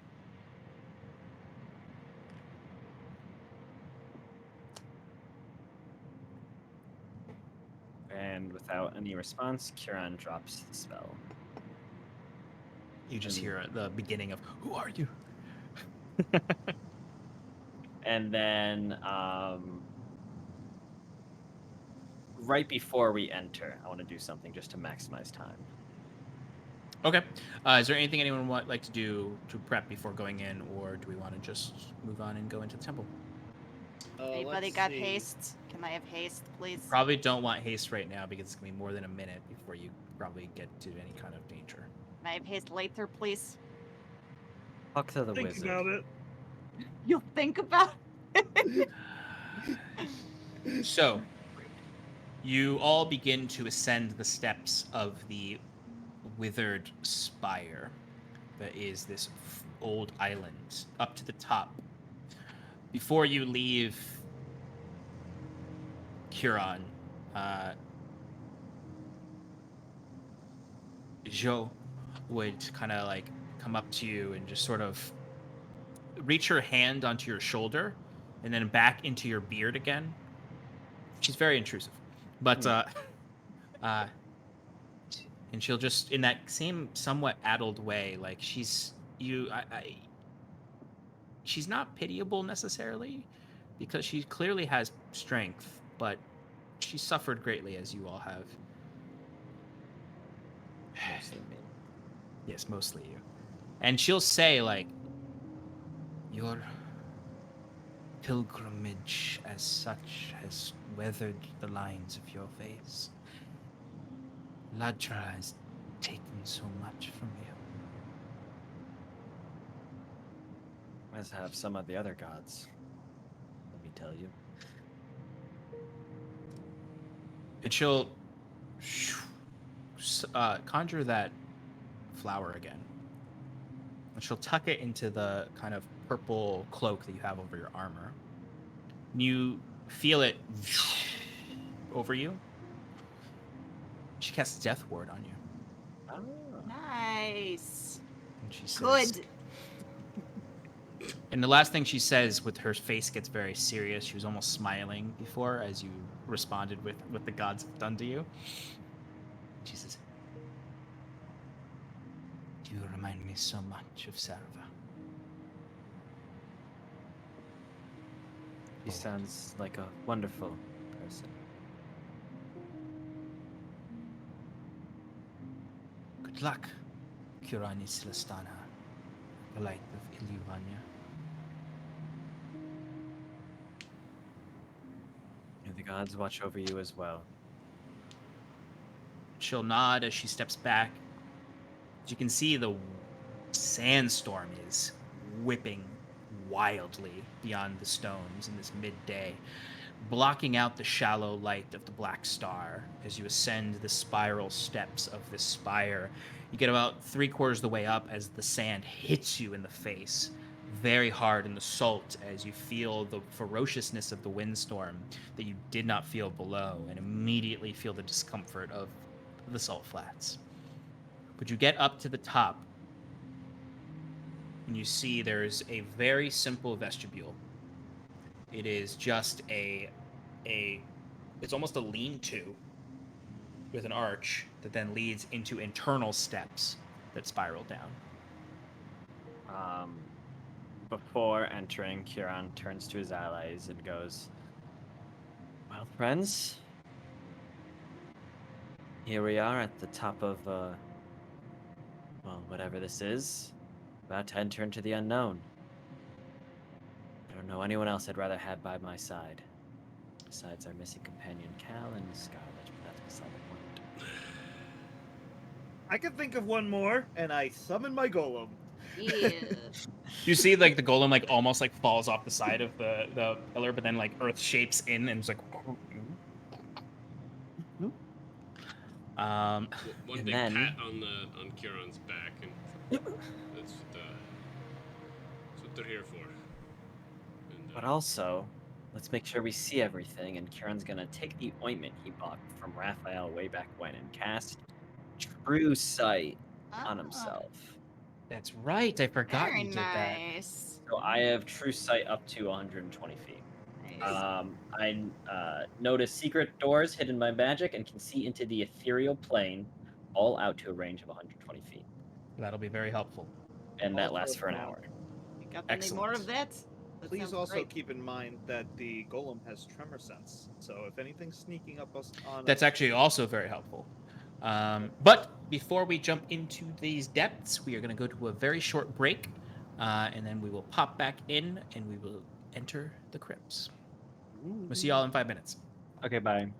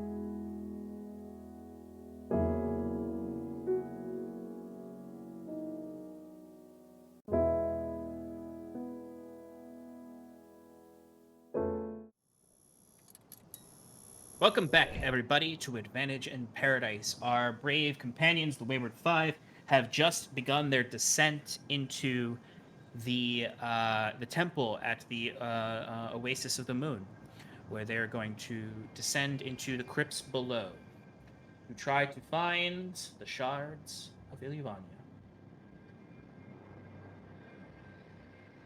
Is that a fruit roll-up? That's a fruit roll-up. Oh my god. No, the fruit bar to float. Oh, Right. I was good. Oh no, it's not the same thing. not- Fruit roll-ups are the longer Or ones. as toddler Clayton used to call them, foo-fi-foos. Nice. Oh, that was special and magical to Foo-fi-foos? observe. Yeah. You should have seen Foo-fi-foo. when he was. My Foo-fi-foo. parents did not know what And he I was called talking about. Foo-fi-foo. They were Foo-fi-foo very before frustrated. he got him. I used You to guys call were French all fries lunch talking. fries. Yeah, we Over were. each other. We're live. Oh, Yeah, right. it's content, It's okay. quality content. So, That's true. You- Oh my god, when'd you Jesus. get here? Who are you? Who do you know here? What was that? you all descend in this very, very narrow, ancient spiral steps. The steps themselves have been weathered over time by water and wind. They've got that kind of like curve to them that makes them very difficult to step down. What is the marching order, and is there anything you are doing as you descend? I'll take front. Golem Timber is up front. also in the front. This is a very cramped space, so the golem might have to resize or earth meld as he's going down. I think Earth Meld would probably be the best situation. I'll be behind Kieran, wherever Kieran is, kind of watching his back. Huron will go in the middle. And probably suggest that Wiswick goes between him and the golem. Okay. Look with your special eyes. And then, yeah, and Kieran is just going to be like, ooh, ah, ooh, as he looks around with his true sight. There's nothing at first. What do you see, Kieran? Um, My eyes. My brand. My brand, by the way, is Hashtag blast. my brand is an ointment for the eyes that costs 25 gold pieces. It's made up of mushroom powder, saffron, and fat. That is not something you want to put on your eyes. And is consumed by the spell. Saffron. Is it a single use? Yeah. Yeah. So I'm gonna have to go make more, get more. I was lucky Raphael didn't, service me an upcharge for like putting it all together, All right. Well, I think I was like, I look for these components, and Sean's like, what are you trying to do? I was like, I just want this ointment. He's like, yeah, they got that ointment. And then I just imagine like cups in a tube, and you're like, Yep. Yep. it's like in like a face paint tube that you have true to sight, like... apply directly to the eyelids. True sight, apply directly to the eyelids. You guys remember Head On, which you would apply directly to the forehead? No. Oh my god, Shannon, you didn't watch... I remember head cramps from Half-Life 2. Yes. What? No. I think it used to be on, like... I vaguely remember a connection to, like, when I was watching, like, American Idol or whatever channel that was on. Like, during commercial breaks would be the ads for Head On, apply directly to the forehead. And they had, I like, have no another idea what one, you're I talking think there about. was, like, an Ion, apply directly to the eyes. And it was, like, an ointment that, like... I don't know, ate your eyes or some shit. Was it the Dry Eyes commercials with the beach ball? okay. Oh, Sorry, yeah. I forgot to Head keep crab your pie. minis close by. I had them at the table. Wait, we have So, minis? Kieran, you start to see green light at the end of these steps in a larger chamber.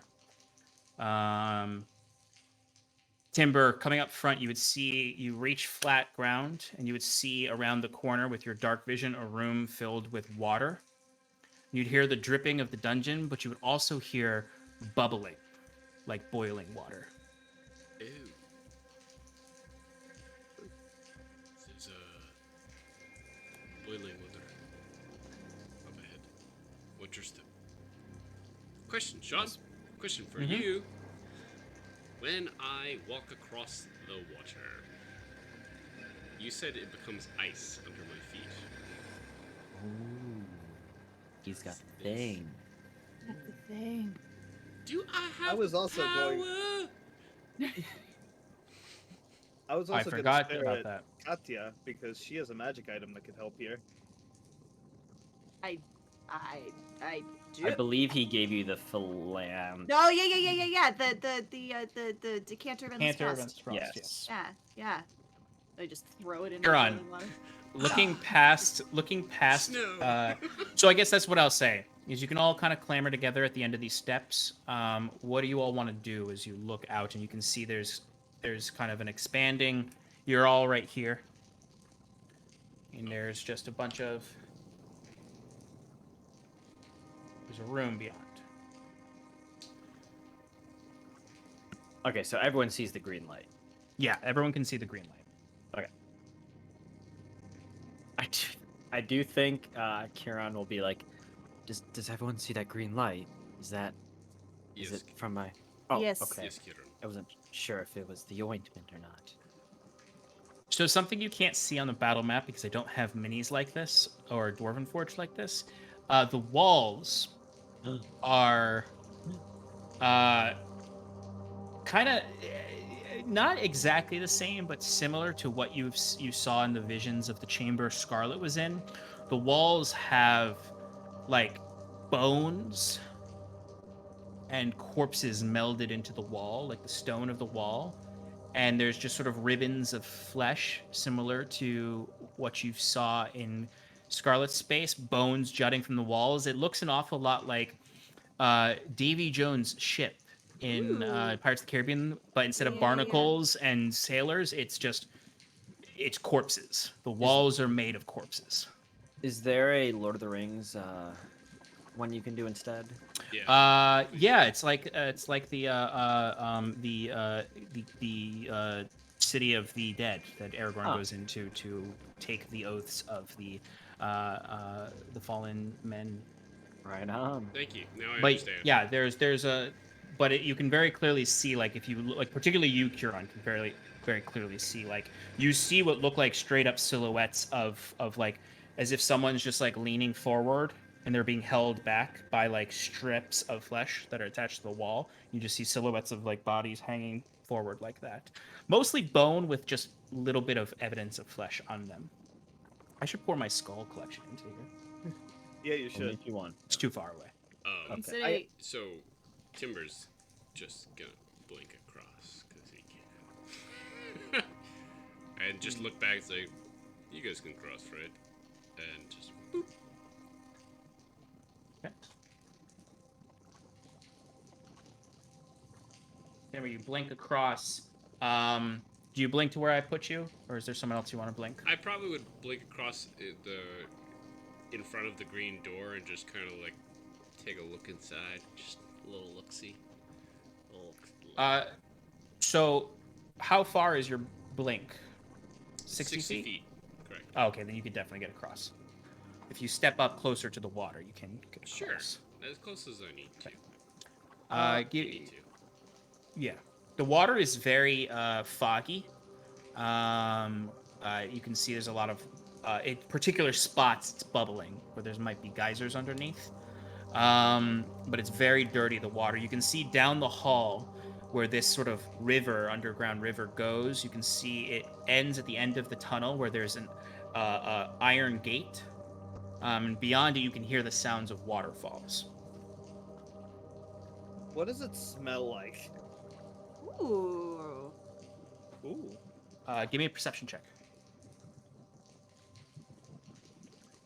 Can I listen?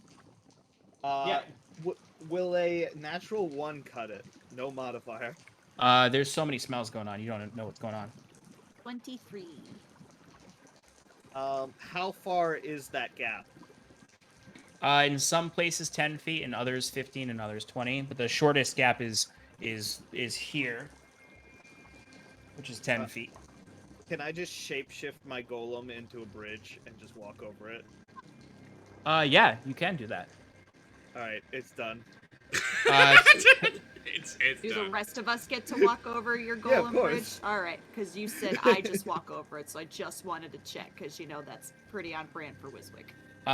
As you guys are crossing the bridge, you would see to your left just a pile of tombs that are just like piled up as if they've been like thrown against the wall and just sort of, and you can see just like arms of desiccated corpses leaning out. It's just a pile of old corpses of whatever crypt this was. They just did not respect the actual burial tombs here. Katya, with your perception check real quick, you would hear the waterfall covers a lot of it. Mm-hmm. What did you get again? 23? 3. You hear bubbling in water. I hear bubbling in water. Where? You all hear bubbling in water. It's hot. Katya, you also hear some like slight whistling sounds. That's just wind moving through the tunnels. Okay. You could all see where the green light is. There is a doorway. If you're on with your true sight, you would very easily be able to see that this doorway has enchantments across it. So shouting out to the group, careful with that door. It seems to be enchanted in some way. He's gonna be focusing on the coffins, and looking to see like how they're designed, iconography, and the such, and if there's still bodies in them. There are still bodies in them because you can see some of them are cracked open and you can see like corpses hanging out of them. The corpses are mostly bone with maybe dried skin across them. They are basically so old they're mummified at best. Some of them are almost nothing and just fragment of bone. The designs across them are a range. You see Gwyn elf, or you see not necessarily Gwyn, you see elven, you see tabaxi, you see dragonborn, you see pretty much all of the southern races.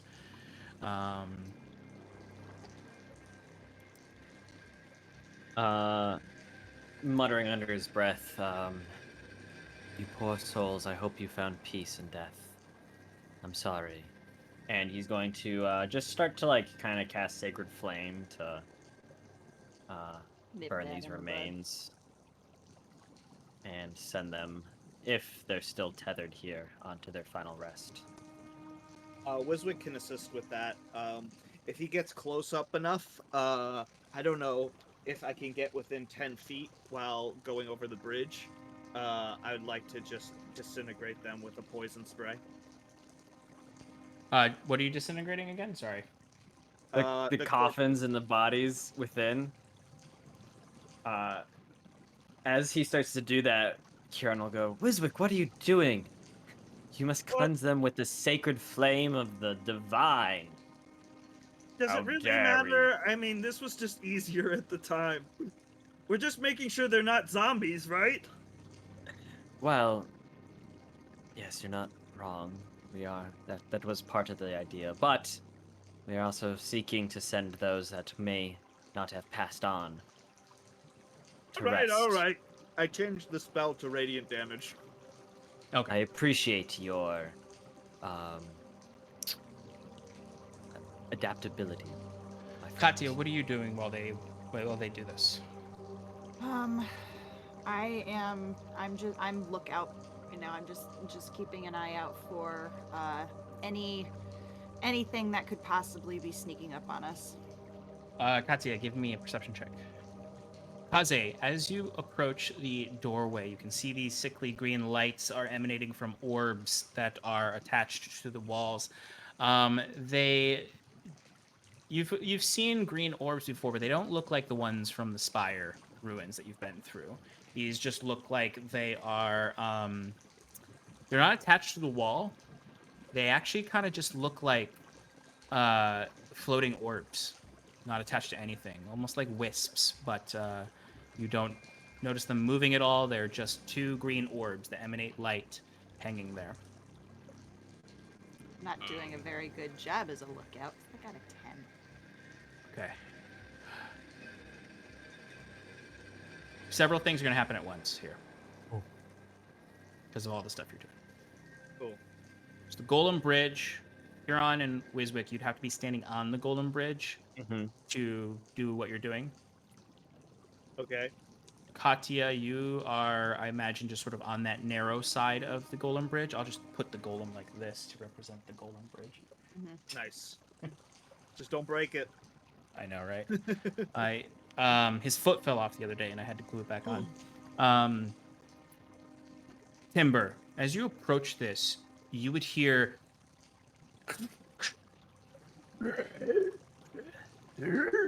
as you would look to your left, you could see where this wall is just like flesh and bone. You can see one of those leaning corpses just sort of wakes up. It doesn't leave the wall, though. It's still attached to the wall. It has no legs. It's basically attached at the waist to this flesh and bone. You can see his rib cage is opened up, and you can see a heart inside just goes. And you can see this half-withered face looks up at you and just sort of holds its arms out, and it just looks at you and doesn't say anything at first. Simultaneously, when this happens, Katya, I need you to give me a dexterity saving throw. Got it. That is a 23. 23. You jump back as you see undead arms reach out from the water for your legs Oh boy. and just start to claw at the stone, ripping their own fingers apart before receding into the water. Huron and Wiswick, you see several zombified corpses start to claw out of the burning radiant flame, slowly turning to ash by the radiant flame. Oh! Stay away from the water's edge. Timber, almost- Sorry, go ahead. I was just saying, it's almost like the gods have thrown similar challenges at us before, and we know to kill any undead that linger. Timber, at seeing that undead come out, Timber would just like hesitate for a bit and wait for it to like see if it's like doing anything. Like if it's coming out at him, then he'll react, but he's just kind of keeping an eye on it. But he's gonna just not. Is it like looking like it's like wants him? Like just like No. It can't move off the wall. Okay. All right. So you then- can see but you can see it has. So like it's a skull with some flesh still on it, and it has one eye, an actual eye, that just sort of is looking directly at you.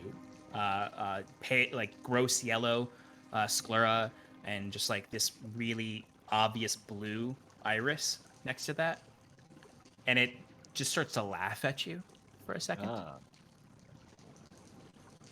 Can you speak? Fuck. I don't have speak with dead.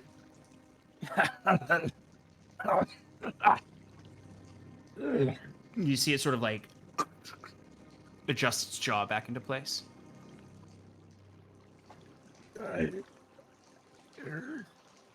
It has no top or bottom, but it can hold flesh, bones, and blood all. It has no. Is this a riddle? It has no top. There's no bottom. It can hold flesh, but no what? No, it just says it can hold flesh, bones, and blood all. But no top or bottom. No underwear. Sorry.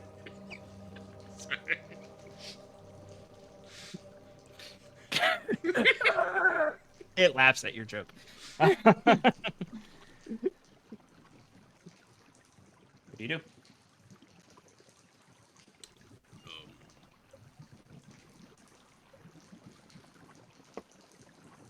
Yeah, everyone. We got the Riddle, got Tom Riddle over here. That's the answer. I am Lord Voldemort. I am looking. Ta Marvolo Riddle. Is there any sort of like indication on the door? Or like Of like the riddle? yeah, like is there like something? There's not actually. The door is quite plain, actually. It has no top or bottom, but it holds flesh, bones, and blood. It's got to be some sort of clothes. Underwear has a top. Like you don't put your waist in the leg hole, right? I know. It was So- like it was a joke. Maybe like a belt. Is it a belt? Oh, a ring. You see the undead laughs.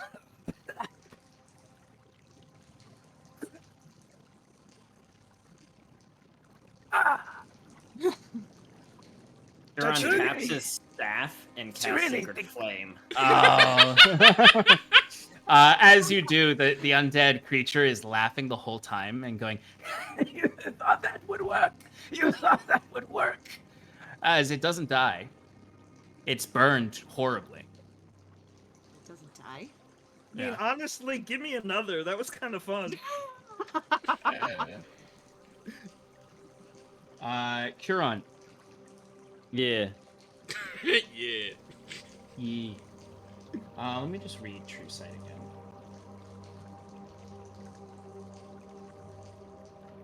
I guess when you get closer, Curon, you can see with True Sight. There's almost like a similar light to the creature as there is to the door, representing kind of a connection. Mm-hmm. And also the orbs seem to glitter as well. But they're separate from the door and this creature. The creature is laughing, and it kind of looks at you, Timber, because you're the one closest to it, as everyone I imagine is just now kind of rejoining over there. Not so simple. No riddles for the secret door. No. Something living must be left behind for the rest to move beyond.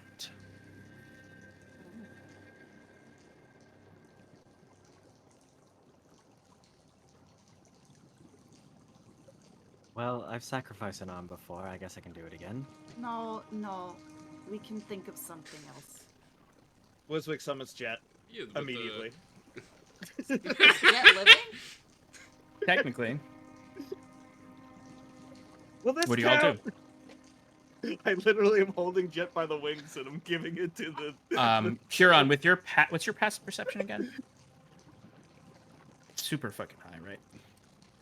Oh yeah. You're muted. 23. That's a good question, Sean. It's 28. Oh. Jesus. Okay, so you notice what Katya's 24 couldn't notice, which is that there are several bodies in the water underneath, and they are just sort of floating there. Their eyes moving. They look mostly dead, but they have not decayed like the corpses in the walls. And you also notice with your true sight that there is a glow at the end of the tunnel beyond the iron gate. There's also like the corpses seem to be climbing over something in the water that you notice now. Mm-hmm. It didn't appear like anything before until now, but there's some kind of behemoth pile of bones and flesh in the water. You point this out to everyone, Kieran? I think Huron will, bored of this laughing corpse, walk over to the water and kind of tap his staff to get everyone's attention, but doesn't necessarily call everyone over as he peers into the water to get a closer look. I will come up next to you, seeing what you're looking at. Do you want me to move the water? I can do that with my spear.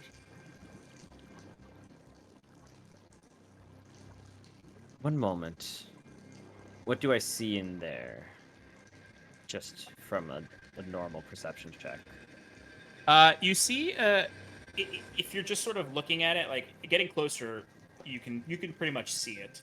It looks like the shape of a creature, the shape of a giant, but it is bone and flesh amalgamated. It looks like a sleeping giant, not moving. The other bodies are like climbing up its rib cage and pulling themselves up and swimming in the water around it. I think it's best if we let dead giants lie in this case. I don't know what that creature is, but I would rather not face it. The corpse on the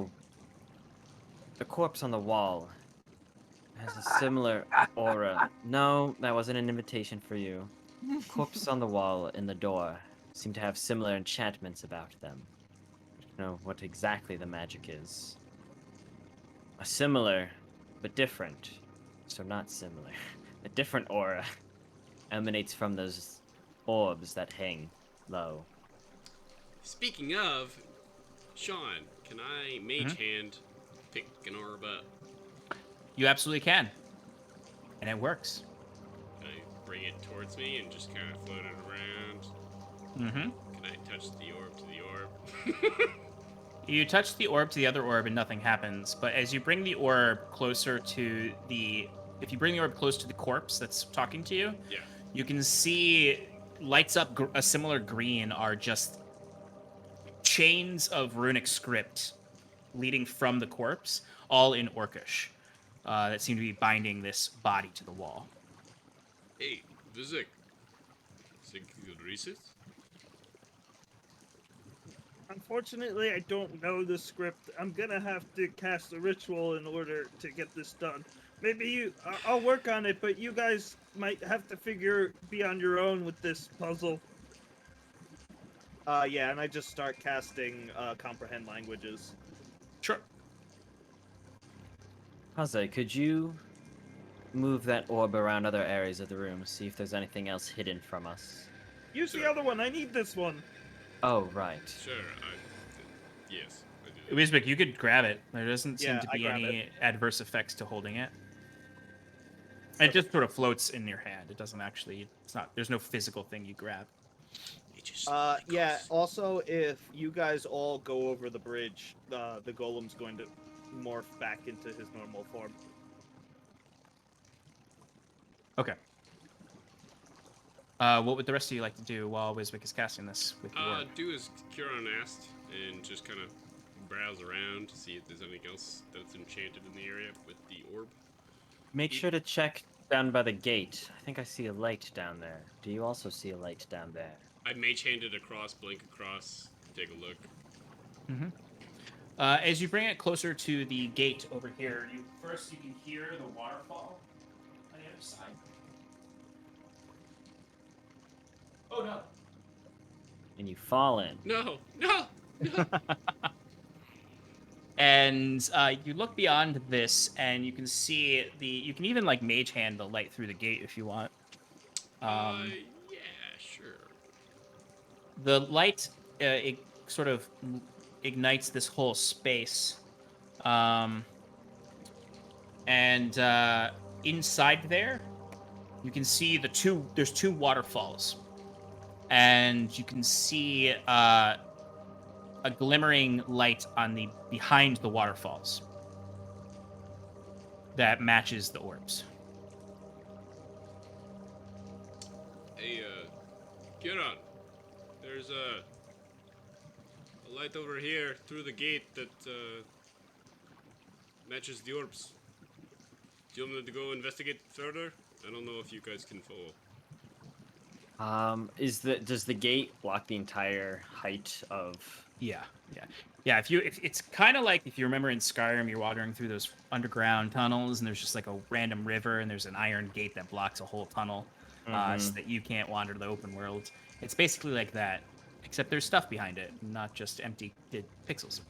But yeah, it's essentially it's a medium-sized opening with the ceiling of this room is not that tall. It's probably only like 15 feet tall. and it closes off over there, and you can see the water in here pretty much comes from that chamber. Kieran will Steps of the Night, or just Steps of Night, it's now called. It's not Steps of the Brave either. We're in dim light, correct? Oh yeah, everything except for within 5 feet of the orbs is dim light. Okay. So Kieran will walk over the water to where Kaze is and kind of peer inside that room. And go, I think it may behoove us, while Wiswick continues his ritual, to see what else we may find. Sure. And I go exploring the other side of the gate, and I bring the orb in between the waterfall to get a better look, and I even blink over there if I see any solid ground between them. You said between them, correct? There's 2 lights behind them. 2 lights behind them. Yes. Can I see beyond them? You cannot see beyond the waterfalls. You can just see the glimmering of the light as it pours down. There's no solid ground around the waterfalls. Alright, I'm gonna do something stupid. I'm gonna blink back. Hey, Kieran, just hold on for 1 second. I'm going to do something really dumb. Maybe. Kieran just gives him a thumbs up. Hold my hand, and I'm going to stick 1 foot in with my ring on. Oh, like you're gonna do the water walking over it? Yeah. So as your foot touches it, you can see ice forms underneath your feet. And first, it doesn't seem like anything happens. Ice is forming under your feet. Going to slowly put pressure on it, still holding Kieran's arm. You can hear the sound of ice cracking beneath your feet, but ice reforming beneath your feet. Alright. And I'm going to slowly get 2 feet on the water. Alright. Okay, I think I'm good. And, go back over. Huron, you can see in the water the other bodies, not the behemoth, are all swimming against the current towards Kaze. The behemoth has not done anything, but they are swimming towards Kaze. And you can now notice underneath the grate, where the water flows under, there's no iron grate. Kaze, be careful. I fear the undead are attracted to anything that touches the water surface, and who knows what happens should you fall in. I should have brought some meat bait. Maybe. No, like I said, let's avoid submerging anything in the water, and if possible, try to tread lightly on its surface, as the undead can move under that grate and attack you from below. Wiswick, you hear the undead creature with all these chains around it looking at you and just goes, Life. Just one and you can go on. Why not her? and he just points at Katya. Is it because I'm a woman? the zombie's like, Whoa! Whoa! You know, Why not normally- him? he says to you. You can save us some Just time throw and the tell me. gnome to me, and you all can pass. No, I think we got it under control. Thank you. You can save us all some time and just tell me what's written on these runes. Life. To pass. On the other side, Timber, what are you doing? Timber is going to try to walk towards the waterfall. Mhm. And see if he could spread it, like just get any sort of vision, like block the waterfall or something. Or... Yeah, absolutely. You do so, and you see behind the waterfall is a socket. Where you can see very faint runes around it. That just have a very faint glow similar to the light on the orb. Huron, this glows a lot brighter to you than it does to anyone else with your true sight. Okay. It's very faint for you, Timber, but you do see something there. And what happens if I bring the mage hand, the orb over to that area? The orb gets sucked into it. Or you at least feel it starting to get sucked into it the closer you get to it. I'm gonna let it happen. Okay.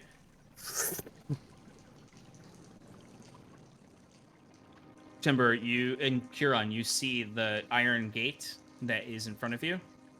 You see it slowly. It doesn't fully open. But also, more importantly than that, you look up and you see on your left, Timber, these set of stairs. And you see at the top of them, lights ignite on the wall.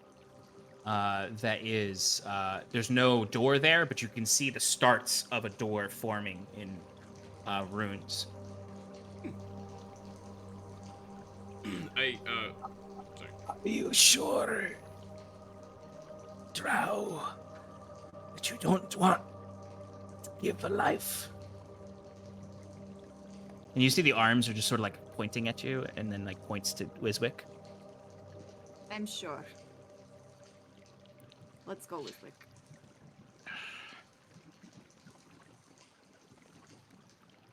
No. Come closer to read the runes. Do not get closer. You're muted. Pretty good eyesight, buddy. I could read them fine from right here. Wiswick, if you would please bring the orb over here. I think we found our way through. Oh, but I was really curious to see if this guy was lying so I could rub it in his face. Oh well. See ya, buddy. Enjoy your, death trip. And you see he tries to like reach out for you, but his arms aren't long enough, and then you see it all like pulls him back, and he's sucked back into the wall essentially as you pull the orb away from him. I mean, he lied once. I mean, he could have just been lying about the death thing again. Your lead is probably better to explore, and Wiswick's going to. I guess I could just Misty Step. Yeah. Because, I mean, somebody's got to get that a way through for everyone else, though. Well, That's Timber's what mage the hand is orb's freed up now. for. The orbs you- open the iron gate so we can cross through. Yeah, but isn't it? There's water. No, between I it. think the orbs open up the entrance that is on the battle camp right now, because It they does said- both. Okay, possibly. No, Uh, it Sean literally just It said said- that we put the orb in, the gate opened some, and the doorway lit up. Yes. Okay. Well, no. Wait. Sorry. No. I meant the iron gate Yes. opened up, not the gate where the lights were originally. I meant the iron gate. Yeah. Right. Okay, cool. I was just making Yeah. sure you... Yeah. Right. The only way to open the other gate is with the freak. Whoa, we don't know who's a freak. That's a little uncalled Not for. just. He probably... with the last group, he probably drew the smallest straw. Oh. If only you Well, guys were so- evil.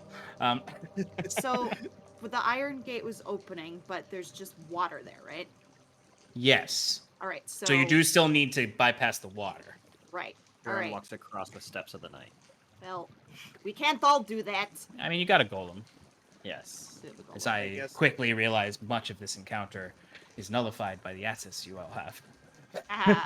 Almost like we're level 12, smart. and it's kind It's of not hard. nullified. We felt accomplished that the fact that we got these. Items. Exactly. Yeah. You are powerful. Yeah. But Timber, there are zombies coming for you. Yeah, I in the get water. off the water. Yeah, I was just gonna say, what do you do?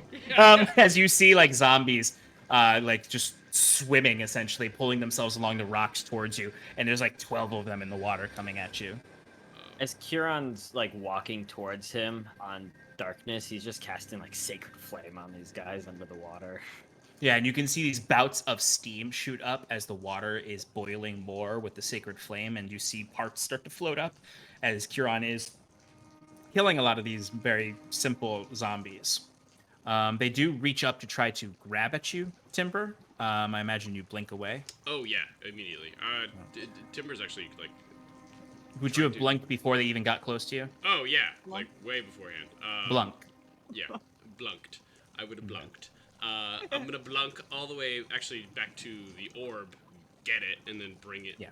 The second orb. Oh, with that's way us. easier. Yeah, I don't want to waste spell slots. That's beautiful. Yeah. Exactly. Don't worry about it. Beep, beep, beep, Um, beep, beep, beep. Okay. And then we all, I guess, make our way up to that other doorway. Yes, so I if you bring the figured orb the over gold- to the other side, it is you see a similar socket behind this waterfall. It's sucked in, and you look over and you can see the runes complete on the entrance, and you see the stone completely disappears. Kiran, that's the reason you saw such a bright light down here. It was the invisible door that is there. Good job, everybody. Yeah. Nothing happens in this chamber. This The, chamber. the door completes, even like The with door- runes, and then but there's still stone there. No, the stone disappears as soon as the rune's complete, and there is an opening Okay. into the next chamber. Yeah. So, I. Come on, guys. There is the open entrance. And, As you enter this chamber, you find it's cleaner than the last one, and it is more well hewn and carved. There is still kind of bodies scattered about. You notice that there are a lot. You're like ascending the steps, and you notice a lot of bones by this door. On the inside or outside? Inside. They look as though they were. Well, I guess there's just kind of like a mix, a modge podge of bones here, all humanoid. Do you want to approach closer and look inside, or what do you want to do? I'd say you're at the base of the steps right now. oh yes, I would. Once everybody was close or nearby Timber, then he would start taking steps. Yeah, I imagine the golem allowed everyone across the water.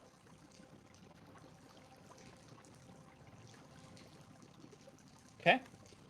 Do you want to go in stealthily, or are you just Yeah, I'm just gonna go invisible, and then just walk in. Oh, you're gonna go invisible. Okay. Yeah. Okay. Timber, as you step through the vestibule, even though you're invisible, you do see these two. You see there's almost like a shimmer that goes across the room when you walk in, almost like a scan. As you step, the first step you take in, the whole room just sort of. When you look inside, you can see there is these ruins. The ceiling is much taller in here. There are these ruins of what look like an original temple in here. In the center, you can see a light around a moon-like chrysalis. You see more bodies in here.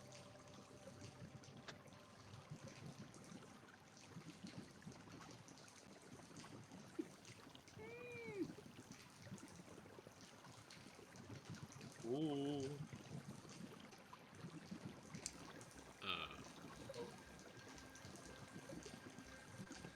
Timber stops what he's doing and just waits for the rest of his moment. What did the rest of you do? Timber just went invisible and went inside. You saw the light of that scan happen. Huron will go up to the door frame, but not enter, and go, Kaze? Did you enter? Yeah, we're right here. Timber, you would see that scan sort of just kind of, you notice where it's coming from and where it resolves itself. It resolves itself into this little shard. Looks like a sliver of moonlight, one might say. Mhm. And it is grasped firmly in the hands of a desiccated corpse. There's magic in this room. Timber unveils his invisibility. Kieran, I don't believe it is wise for me to proceed forward. You and Vizik should go. Wiswick, curious about his own innate abilities, because his skin gives him non-detection. Could I possibly just stick a hand in and see if the scan goes off? You could if you'd like to. That's what I'm gonna do. The scan does not go off. All right, I go fully in. Oh, by the way, Timber, there are very familiar crystals in this room that are growing on the ruins. Are they red? Yeah, Temporal in nature? potentially. Mhm. He's more interested in that. Way more interested. Hey, Vizik, can I borrow your pickaxe? It's mine. This is a family heirloom. The last time I tried to hit one of those things, I got teleported all over the place. Anyway. Okay, never mind. Looking into the room with true sight. Do I see anything cool? Visible things or etherealness is basically what you see. Yeah, so magic and ethereal and, just normal things, because I still have sight. So, like, if there's anyone invisible, I would see them. If there's anything invisible, I would see it. Wiswick's also definitely investigating the room, like any curiosities besides the creature that's holding the crystal. Wisbit, give me a perception check that's not part of this. It's just another perception check. Okay. And the corpse, the desiccated corpse, is it, like, right in front of that large orb? Yeah, I'll throw a mini down so you know where it is. Thanks. I got a 5, Sean. Okay. Cool.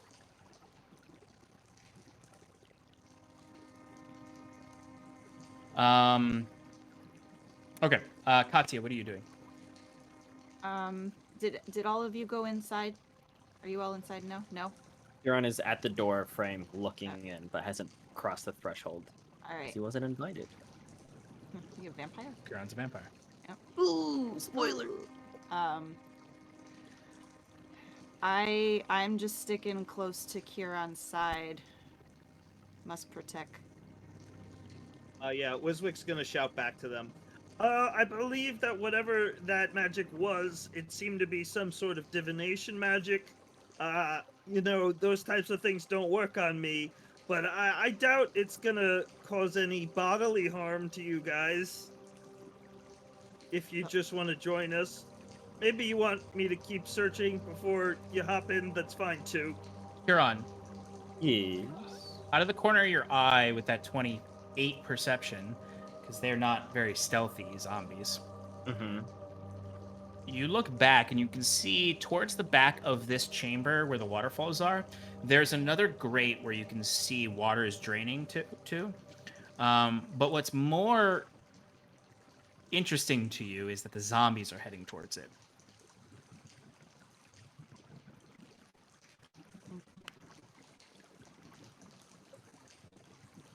I feel like I should investigate this. Do you want me to go and look? One moment in there. Yes, let's go check this out. Huron motions Upper- for Katya to take the lead. Okay, Katya, you can't quite get close enough to it to investigate without getting in the water, Katya. And I take out the decanter of endless frost and use the wall of ice property to make ice. Yeah, I like that. You absolutely Ice you make wall. like a wall, like you use the wall of ice to create a bridge essentially. Yeah. Both of you give me investigation checks, or one of you with advantage. What's your Uh, investigation? +1. I have +4. All right, you go for it with advantage. Thank you. Kaze, what are you doing? Looking at these rocks. Yeah, I didn't Excellent. really get an answer on Looking at getting, the uh, rock. even though I'm sorry, what was your question again, Wiswick? I was just looking for anything that like speaks to me in this room, like anything that looks like magic, or are there any other entrances in this room, exits? This room is the only entrance and exits are the original gate and the secret gate you found. There are giant crystalline structures that look exactly like the rift stones that you found and are reeking of magic. There's an orb in the center of the room that reeks of magic as well. The corpses all reek of magic. It's a very magical room. Okay. Can I start ritual casting Identify on the orb? I have a good Yes. guess what it is, but that's pretty much gonna confirm my suspicions. Absolutely. What was the investigation checks? I got a natural 20 for a 24. Nice. There is a cluster of rift crystals under the water by this grate that the zombies are all trying to pull themselves towards. What does that mean? Oh, I didn't see it. Never mind. Well, I think You're working together, together, so yeah, together you see it, yeah. All right. right. What does that mean? I'm not totally sure. Kaze, Wiswick, you might want to come see this. Look. Down here, out here. Down here! He shouts because I guess There's we're a kind of far really away. cool crystal over here. That, There's a number of rift crystals down here.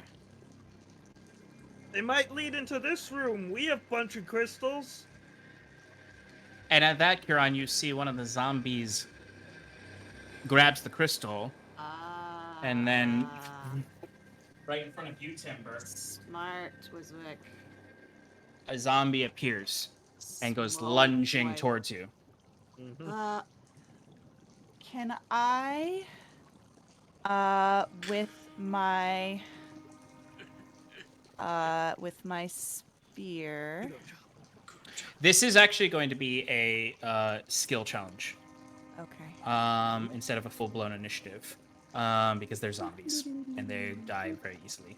But there are a lot of them. So I want everyone to tell me how they want to deal with this potential threat. Whether it's a skill you want to use or a spell you want to use. If anyone's ready, Timber, or sorry, Kieran. Turn undead. The perfect thing to use right now.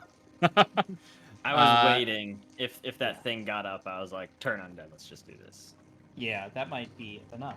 It's what kind of save is it again? Ooh, that's a great. I mean, why would I ever use that when I can give? I think it's wisdom saving throw. I'm like almost positive, and it's against my DC, so that's 18. Okay. Or I guess I'm doing destroy undead, but Yeah.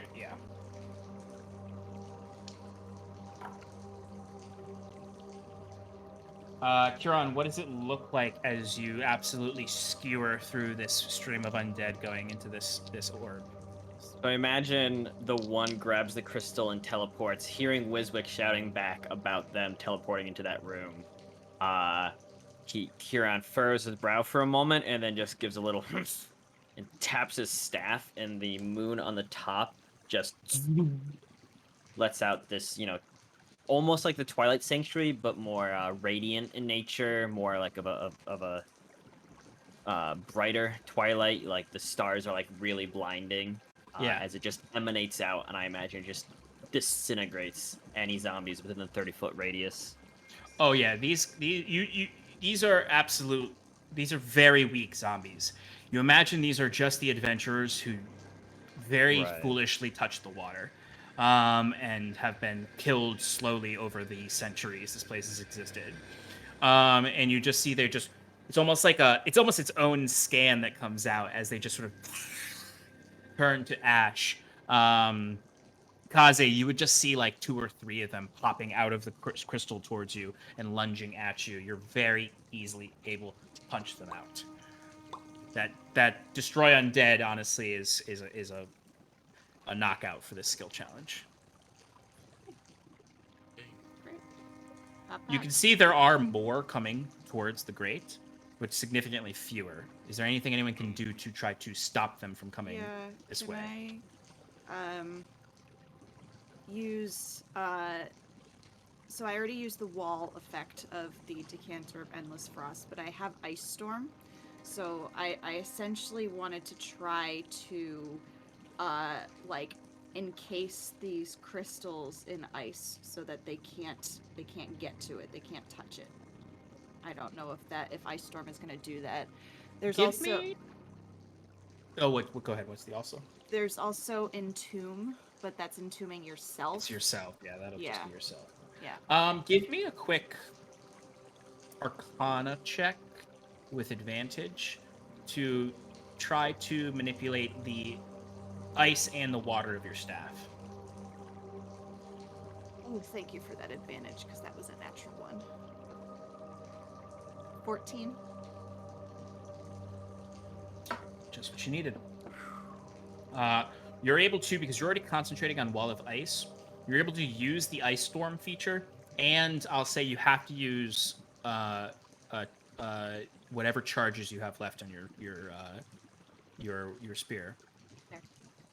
And you're able to sort of, and you see you almost like use the watery sphere to like push the ice wall all into place there, and you can see it all roiling around this thing. Kazi, you can see like water splashing out of it and ice splashing out of it.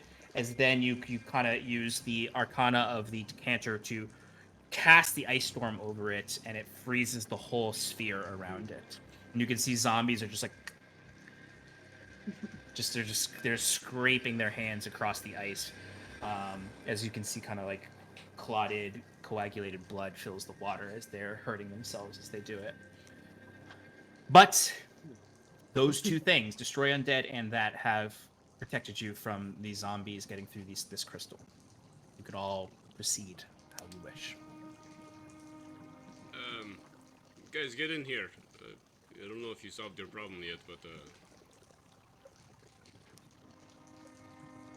Walk up. Yeah, Golem's going into the room. Okay. Kiran, as soon as you step into the room, and the Golem and Katya, the scan happens again. But when it scans on Kiran, the moon shard glows brilliantly.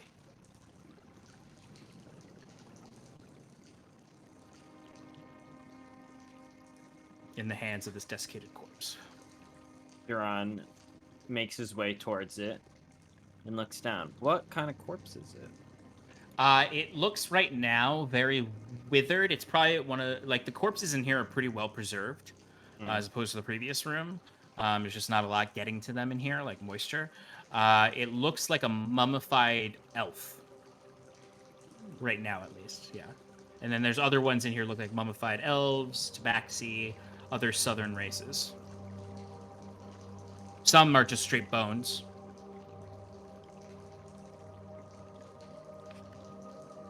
How's that identify coming along, Sean? I'd say about now is when it goes off. And you identified the orb, right? Yep. Wizard, give me an Arcana check to see if you get a vision. hey, Sean. Ooh, I like those. Yes. Just because it was Raina's work, so he's gonna have to try to pick a piece off without picking it. This seems like the wrong thing to do to Raina's work. Yeah, Wizwick, Kaze sleight-of-handed your pickaxe with a nat 20 for that 5 perception you rolled. Oh my god, okay. Well, I got a 25, and also, if you remember, I tried to do the exact same thing. You did. And you know what happened? The pickaxe just ended up somewhere else, and I had to go after it. Well, I said Kaze. not picking it, though. I said picking around it. So what exactly are you trying to do? Picking around it? Yeah, see if I can I can get some sort of to get I don't really know. Well, while you're thinking about what you're doing, Wizwick, what was that Arcana? I was a 25. Okay, excellent. Wizwick, you get that familiar sensation of what I'd call a true identify which is when you get a vision of it, the creation of something. Ooh, this is actually kind of cool. I just realized what I'm doing. Yeah, yeah. So Wiswick, you suddenly get a vision of this island as it was originally. It is beautiful, tropical, white sands. You can see this temple here, where that vestibule you walked into is now actually a vast temple with a vast statue above it of a tabaxi goddess with several moon iconography around her. The sky is blood red. Around you, coming out of the water, are several undead tabaxi dragonborn Gwyn elves that are just crawling up the shore. You can see fires on the shores of the beautiful blue sea around you. As you then see a figure in the sky, cloaked, the cloak hanging way too low, like just exaggeratedly low, like 20 feet down beneath the body. As you can see these orcish arms up in the air, just sort of motioning around, twitching as this creature seems to be manipulating the destruction all around. You can hear the clamor of battle across the sea towards the other shore. And fires on the city that wraps around this entire sea. You can see towers collapsing, and then suddenly you see across the horizon a bright twilight light raining down like a meteorite that is rushing towards this orcish figure. And you can see it pierces the figure. And as that figure is cascading down towards you, Wiswick, where you're seeing all of this, it hits the island. And you can see there's just this massive explosion that happens and starts to radiate across the sea. As you can see, nothing but bright white light. And as it closes, you look around and you see steam everywhere. And nothing but bare seabed. Flapping fish, dead creatures all over the place. It's raining fish. You can see this orcish figure has a shard of a moon pierced through his chest. You can see several of these. You see a creature descending from above, accompanied by a green light. You see the orc is reaching their hand up, and they touch the scythe of this harvester that approached him.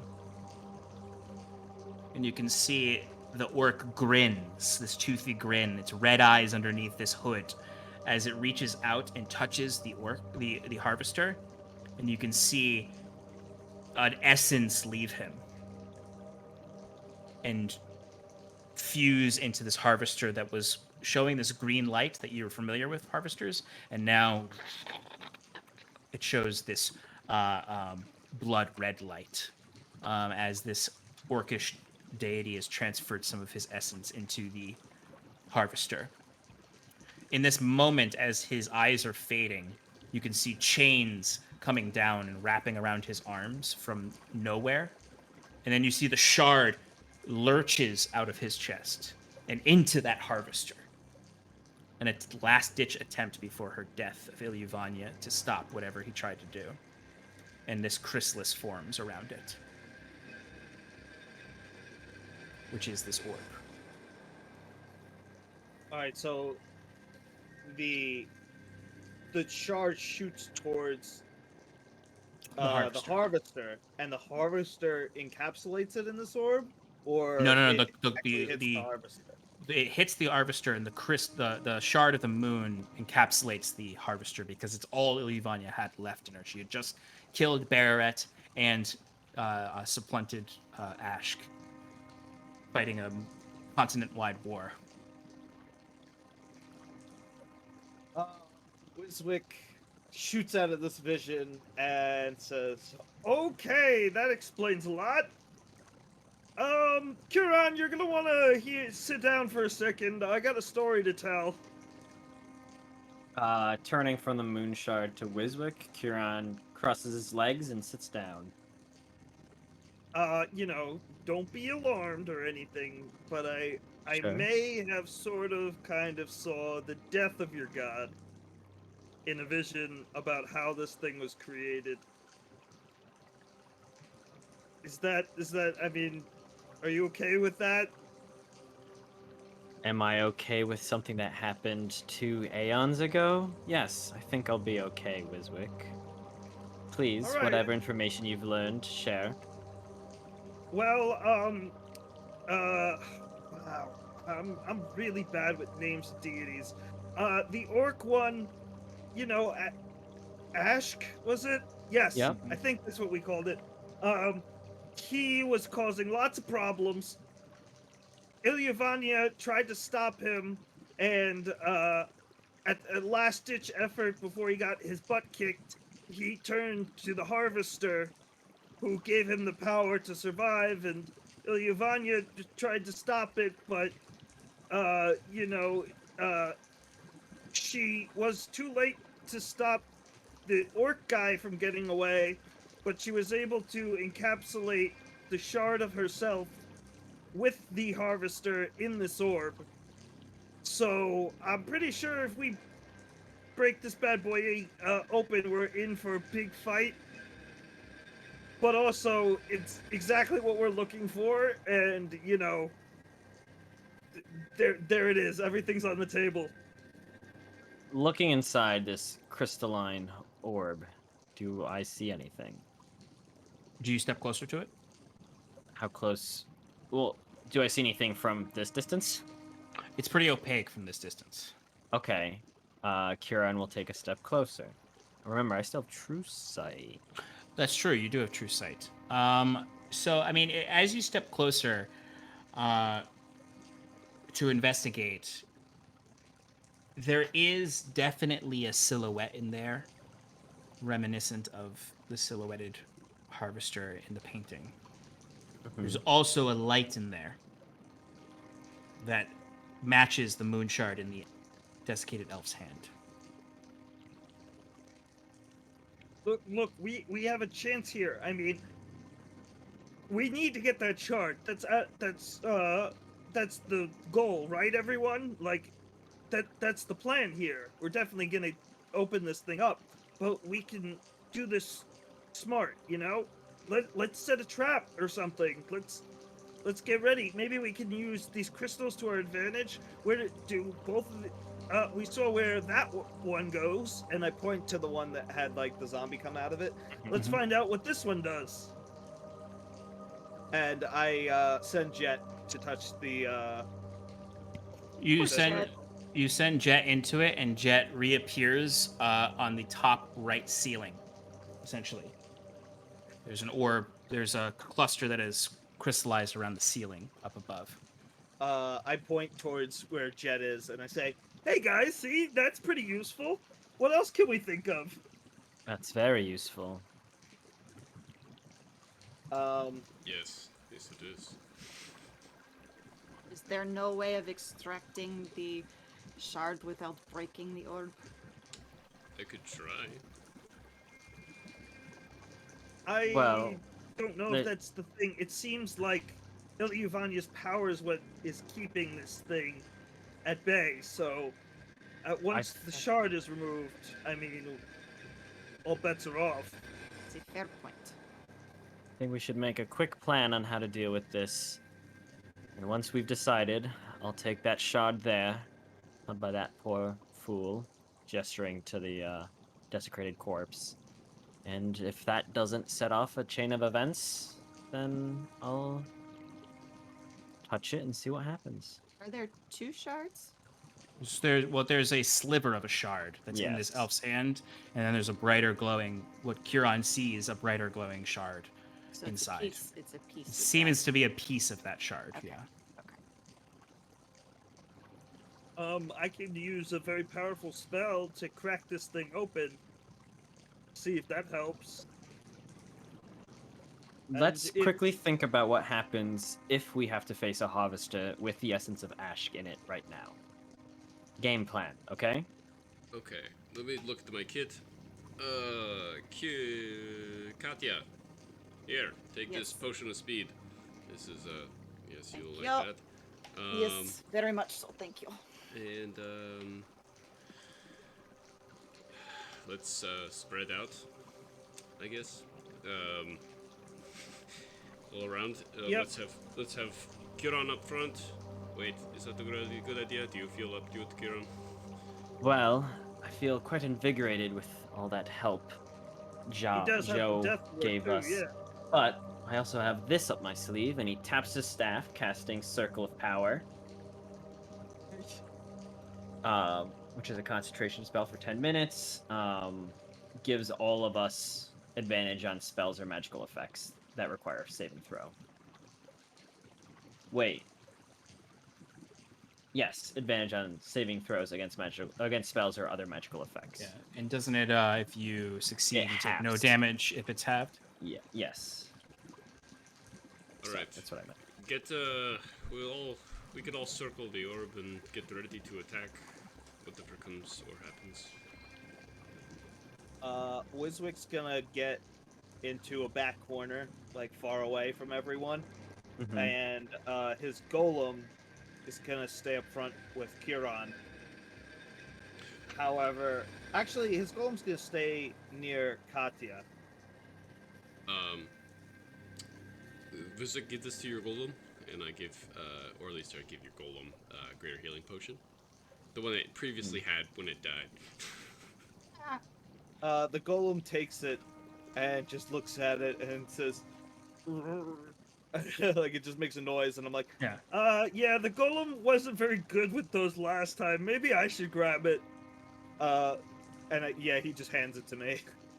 Okay, so the golem is staying up front with Katya and Kiran because Kiran's going to touch the grab the shard. Timber, where are you going to go? The opposite end. Probably probably behind Wiswick. Okay. Wait, is it? And Wiswick, how far back do you want to go? Against the wall. Okay. I also want to, Sean, cast Maximilian's Titan's Grip. Okay. Because it has a concentration spell, so I can cast it before anything happens. And I Yep. just want it to be, like, literally grabbing the orb, so if it does shatter or something, it could just collapse on whatever. You got it. I want to. Sorry, Alex. Go ahead. No, you're good. I'm just gonna say, why don't you just give me the greater healing potion? I'll take that back. It's okay. It's probably Oh, for the you're best since actually you can move around the most. You're also the one who goes insane and attacks your friends, so I'll hold on to it. Fine. Okay. Does anyone else want to change their positioning? I just want to have my spear pointed at the corpse, just in case if Kiran, goes to take the shard out and it like leaps up or something. I want to be. My action is essentially ready to stab it back down. Okay. All right. So everyone is in position. Kiran, what do you do? Huron leans down to the body and inspects the face a little more. It looks like a like the you remember like the first White Walker looked like, Yeah. with that really wrinkled insert like desiccated skin. It looks like a Gwyn elf, but with that you could see like that really dried out hair that's grown. That's not really grown, but looks like it's grown more because the skin's retracted. The eyes have melted away. There's a few teeth still left. It looks like one of the here's my Lord of the Rings reference. It looks like one of the dwarves in the Tomb of Balin, just like clutching onto that tome. Yeah. You already used one. Yeah, but that was implored to me, not of my volition. Right, that was requested. Fair, Yeah. all right, fair, that's By the audience. Yeah, and they look like they look like a Gwyn elf, maybe an Elysian elf. It's hard to tell actually with this much desiccation what kind of elf they are. because the Okay. ears are gone. Like what would normally tell you what it is. Right. Yeah, okay. So he just whispers, "Peace find you, friend," and takes the sliver. You see. Well, how about we just have Mike say what you see? Hey! About Oh time. my god! We have a new friend! About time. So, friends, we have someone joining the campaign to take our 5th spot. It is a good friend of Shannon, all of us, but Shannon and Alex and I play with Mike in our home campaign. He knows Aradun quite well. Mike, when Huron reaches for the shard, what happens? My grip will slowly open up, essentially giving him the shard. As I'll open my eyes, be like, "So you're the trickster's champion." And you would see, I imagine, like some, not life return to the body, but they no longer look like a absolutely rotted corpse. Mike, let us know what your character looks like. So yeah, Sean kind of explained it before, but you see this figure that is extremely gaunt. Elven somewhat in feature too, with kind of like the bone structure, with kind of like a kind of protruding chin a bit, with the high cheekbones, white hair, dressed in robes that could be assumed to be like a scholar's robes. What used to be probably ornate has been completely tattered over who knows how long. And essentially, yeah, eyes are white and not much fleshy color coming off of him at all. And I would say no more. And also, which I should have mentioned to you before, a tome probably tucked under his other arm as well. Huron, the visage of this elf, the paleness of the skin, the gauntness, the whites of the eyes, it reminds you of Queen Ayla a little bit.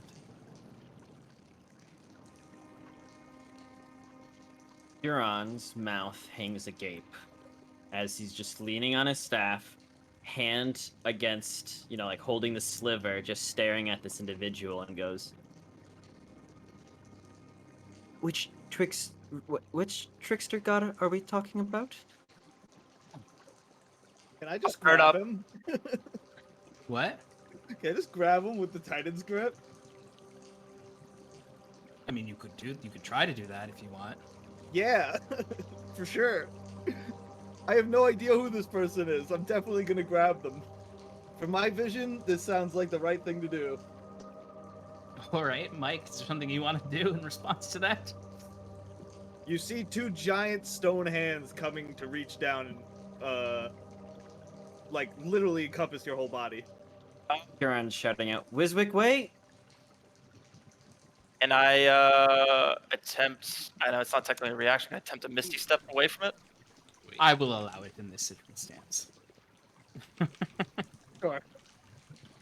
How would this Oh, work? actually, Mike, there is an auto crit that we got donated to us that you can use to make the save on the grapple. Perfect. Oh, And you can, then we can. then for flavor's sake, can I just do that then? Yeah, absolutely. Yeah, you can flavor it however you want, but you are not grappled by this. And I'll even say, like, as you teleport away or however you do it, like, you start to feel a little bit more spry. Got a little. Yeah, little that's exactly how I was thinking about it. I was like, I'm pretty much gonna misty step kind of behind them, I guess, towards that the door, the green Mhm. door. Yeah, let me on get an that side. appropriate mini for you. I kind of like just try to like loosen up my bones, probably hear like the crackling of like joints that haven't like moved in freaking a while. I definitely like follow him with the spear when he reappears, like spears pointed at him. Dusting myself off a bit. And literally, a lot of dust comes off of him as he misty steps. There's like almost like a cartoon silhouette of him where he was, like the dust as the dust comes off of him. Just a bit dusty. Just Let me ask, what are you afraid of? Ooh, I'm not an enemy of yours. You literally just came to life and you were a corpse not 5 minutes ago. Who the Well- hell are you? Technically, you could say I was, well, alive for a very, very long time. Are you I'll turn back undead? to Kieran, and going back to answer your question, as I stare him down a bit, look up to his staff, and look back to him, and it's like, I think we both know who I speak. Good. There are multiple gods of trickery, and I want to make sure we're on the same subject. Yaron, what is happening? Do I stab him or not? Yeah, what do Hold I do? a moment, please, friends. I don't lower the The spear, hands but are I all don't- just like they're reaching for you, and then they're like making rude gestures. Like they're like, "No, you going down." Sarah, Phil, you have no idea what year it is. You have no idea how long you've been Sure. trapped there. I know. I'm gonna go off. you- Go ahead. Go ahead. No, go ahead. It's like, I'm willing to guess your friend here is a servant of. Shit, I'm sorry. I literally knew the name. Ilyuvanya. Ilyuvanya. I'm sorry. It's a servant of ahead. Ilyuvanya. She has been Yeah. granted How the hell do you know that? as I've communed, and she has granted me undeath. You I sure believe I he can't speaks stab him? the truth. His eyes are those of Aelin the Seers. No, hold on, buddy. I saw a vision just like 2 seconds ago of how that big orb was formed, and there was a creature, the Harvester, that was trapped in there. Aren't you a Harvester person, not an Ilyuvanya person? How did that work out? Mike, you would know what he's talking about. Yes, exactly. I see you know your history. This temple here used to be on an island not too far from the Gwyn Empire. Back during the, what was the, I'm sorry, I gotta get the names down. Or I know, you got a lot to catch up on. I know, is it the, so you would have the known. Monster Conflict. I think Yes. I'm kind of pissed yet. Yeah, so I- this would have been very early years of the, based on when you would have come here. This would have been a salt flat when you got here. Yes, but exactly. you knew it was an ocean, and I think Yeah. you're good there. Yes. Like, in the Monster Conflict where the Ilyuvanya struck down, Ashk. was it Ashk? I thought it was, Herfrost, no? Well, technically both. Oh, well, this one was Ashk. This one was Ashk, yeah. Ilyuvanya struck down Ashk, turned this whole sea into a salt crater. I knew that some of her power lingered. I sought her power, tying her to undeath and living beyond normal means.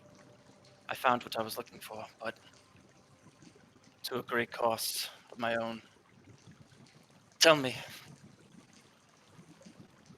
how long has it been since the Sean, can you give me the correct term for the Fey explosion that I know Yeah, about? you would say how long has it been since the Lay Sanctum exploded in the Gwyn Empire? How long has it been since the Fey explosion of the Gwyn Empire? Gordon, how long has it been since the lake? The one in the Chromantic Hinterlands. You wouldn't know it by that name, but most likely that's there. Most likely when he references that to you, Seraphil, he's talking about the Lay Sanctum explosion. I believe How long- it's been 2,000 years. 2,000 years? 1,000? Okay. It's been about 1,000 years. I'll kind of like just stunt back for a second. Kind of like being in, I guess, I'm dormant for a while, kind of like looking through myself, not really fully understanding what I probably look like this entire time, and coming to a realization that a long time has passed since of where I first ventured into this temple and the things that I wanted to achieve, the people that I knew. Kind of like overcome a bit, and I kind of just sitting there to myself, thinking quietly, recollecting on what's happened. How long have you been here?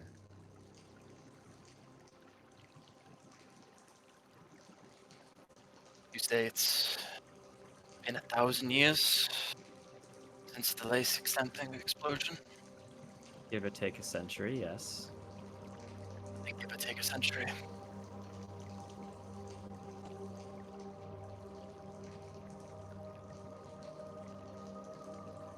So, you're immortal? You still haven't answered my question. What happened to the harvester? Still trapped within the orb. It was not my intention to release it. I'm not quite sure exactly how to do that. I just came for knowledge and to try to commune with whatever remained of Ilyvana. She gave you this shard, this sliver, excuse me. Why I call her the trickster. It came to a bargain. I asked her for immortality, the secret to unlocking what it means to be undead. She asked me that I take the shard to guard it till someone of her choosing and is worthy to take it from me. This is, and I know that when I did accept, I'd be trapped in this freaking temple for 1,000 years.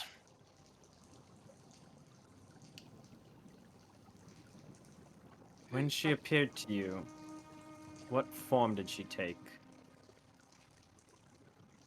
It would have looked like a Gwyn elf to you. It is one of my own kin, which I thought honestly was a little odd. From all the lore and research I've done, would have expected her to be Elysian in form. Or tabaxi, given this location? Would I have known that as well? Yeah, one or the other. You Okay. would have assumed it was either Elysian or Tabaxi. Were you aware that the harvester, I almost said different guy, that resides in that crystalline tomb has an essence of Ashk connected to it? Another trickster god, more devious than my own. John, you can let me roll if you. Yeah, I was gonna say, give me an Arcana check, or a Religion check. Arcana or Religion. Arcana. Sarathil's first roll. There we go. It's a good one, 24. Nice. That's okay. Just kidding, it's great. I'm doing great. On. Yes, you did not know that Ashk that this harvester was infused with Ashk's essence. Okay. When you came here, any necromantic energies here, you assumed were Ilyvania's. And that there were just other precautions put into place. You were so, I'd say realistically is that you were so singularly minded on your goal that this other trickster god may have tricked you. Not necessarily tricked you into this bargain you've decided, but in the sense of hiding themselves. Right. How am I coming here? I had no idea of Ashk. I thought he was fully destroyed.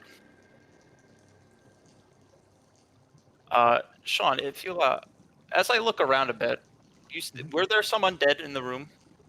Yes, there are some other bodies all around you. There are. There's 3 that Timber absolutely kicked their heads off. But there are a lot of corpses and bones in this room. All around. Any ones that I can recognize? As I guess, quote unquote, my own. Yeah, you put out the feelers, I'd say, that you're familiar with, where it's you for a moment maybe try to reconnect with yours, and you get this magical slap almost back, this pang of pain in your mind. All of your undead are in the chamber before this, in the water, amalgamated together. Good. I can feel that. You can feel that, but you can feel that it's being blocked, that something else is controlling the corpses of your companions. And I know this. There's something to it that has taken over it. Yes. I'm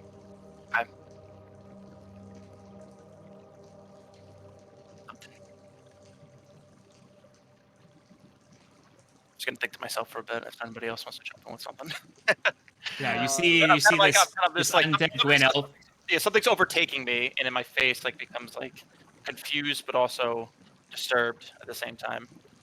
I have not lowered my spear this entire time. I'm So- looking at Kieran for direction. I think he's actually the closest to me because he kind of just teleported. He did teleport Well, towards the door next to me. before, so he would be. I mean, Katya, you would only be like 15 feet away from him. So you're immortal? Is that? I am. How does that work exactly? Oh, for me to explain that to you might take another 1,000 years for you to comprehend. Well, that conversation's definitely going to happen. But for now, you could just call. I'd like to introduce myself. They call me Wiswick. Wiswick Bilgru Farlight, Gendry Pedry Netherwalk. If you're curious about my full name, I'm the Master of Magics here in this time. I could do stuff like those guys over there. And both of the hands wave at you, and so does the golem. Maybe introductions are not in order correct just yet. Let's get out of the fray first. Kieran, do we have what we need? Turning back to the crystal. Not quite yet. He's going to take the sliver and move it towards his staff. It fuses into one of the shards. And then bringing the staff close to the crystal goes, "Friend, what's your name?" Kind of coming back from what he was kind of feeling.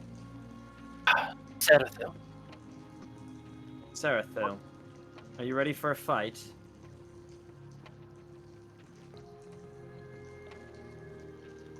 Been a while. But yes. Well, if it helps, the very fate of our plane of existence is at risk.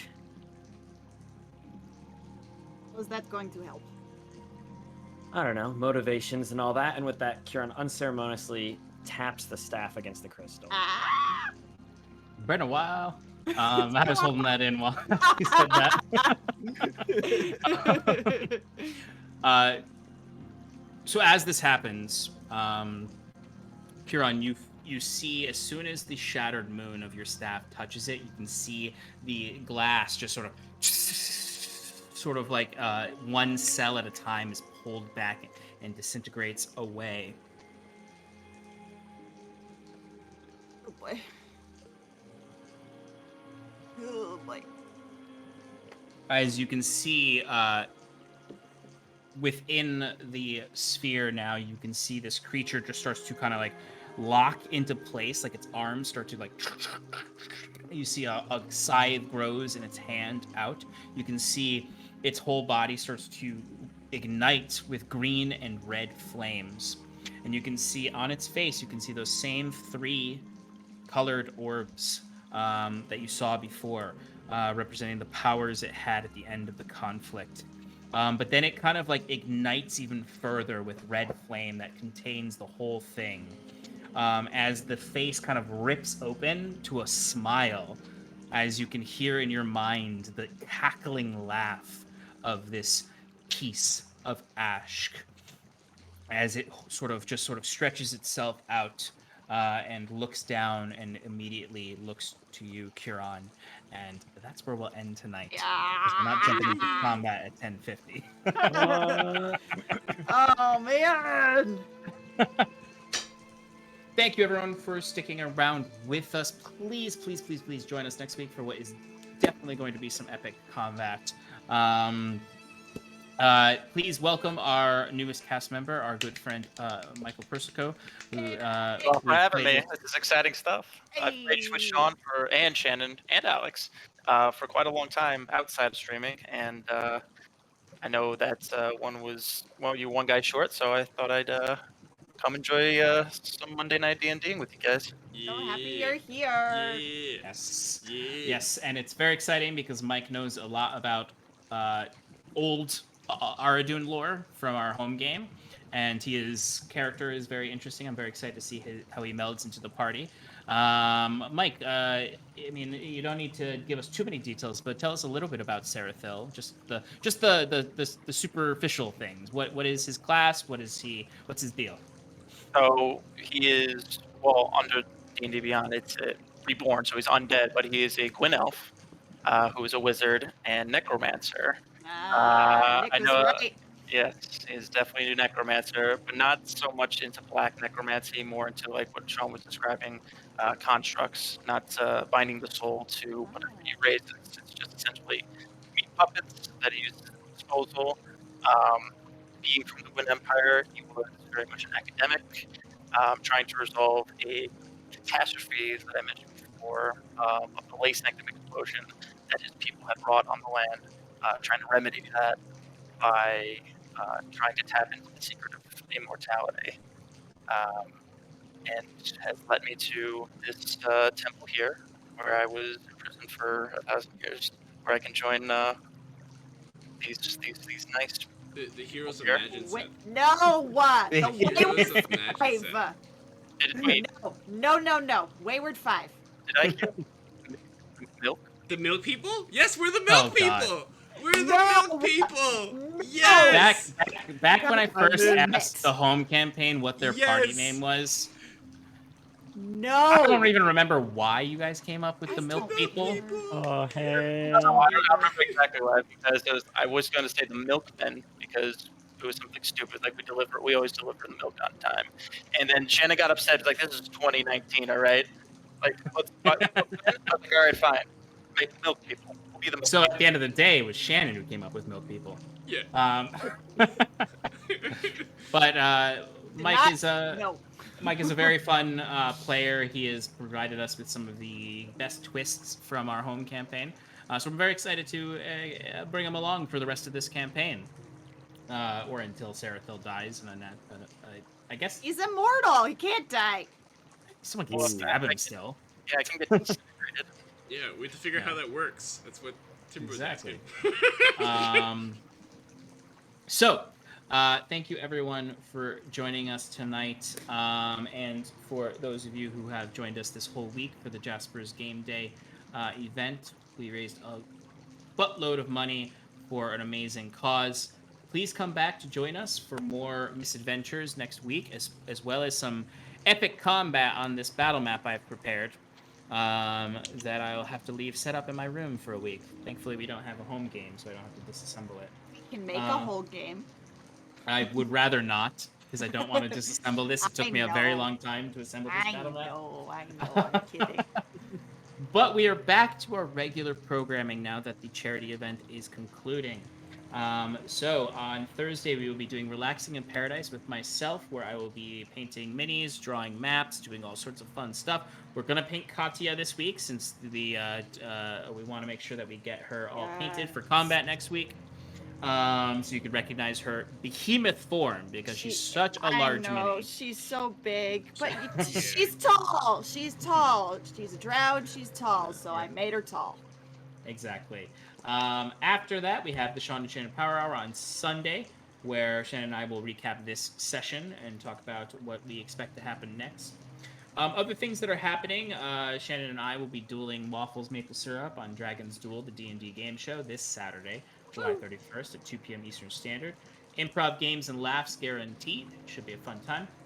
Season 3 of Scales Above from Roll for Damage is going to be coming back soon. It is not. We are pushing back the dates due to some personal stuff that has happened amongst some cast members' families.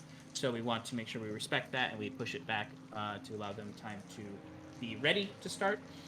Though we might be doing a super quick run and gun one-shot next Friday for it if we do not start next Friday. So keep an eye out on socials for that.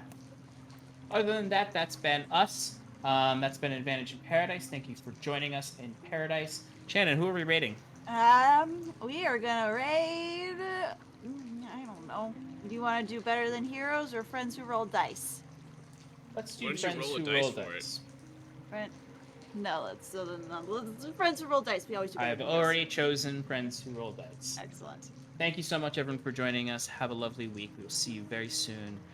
Goodbye. Thank you for staying with us. Bye. Nice. Take us out, Alex. Bye!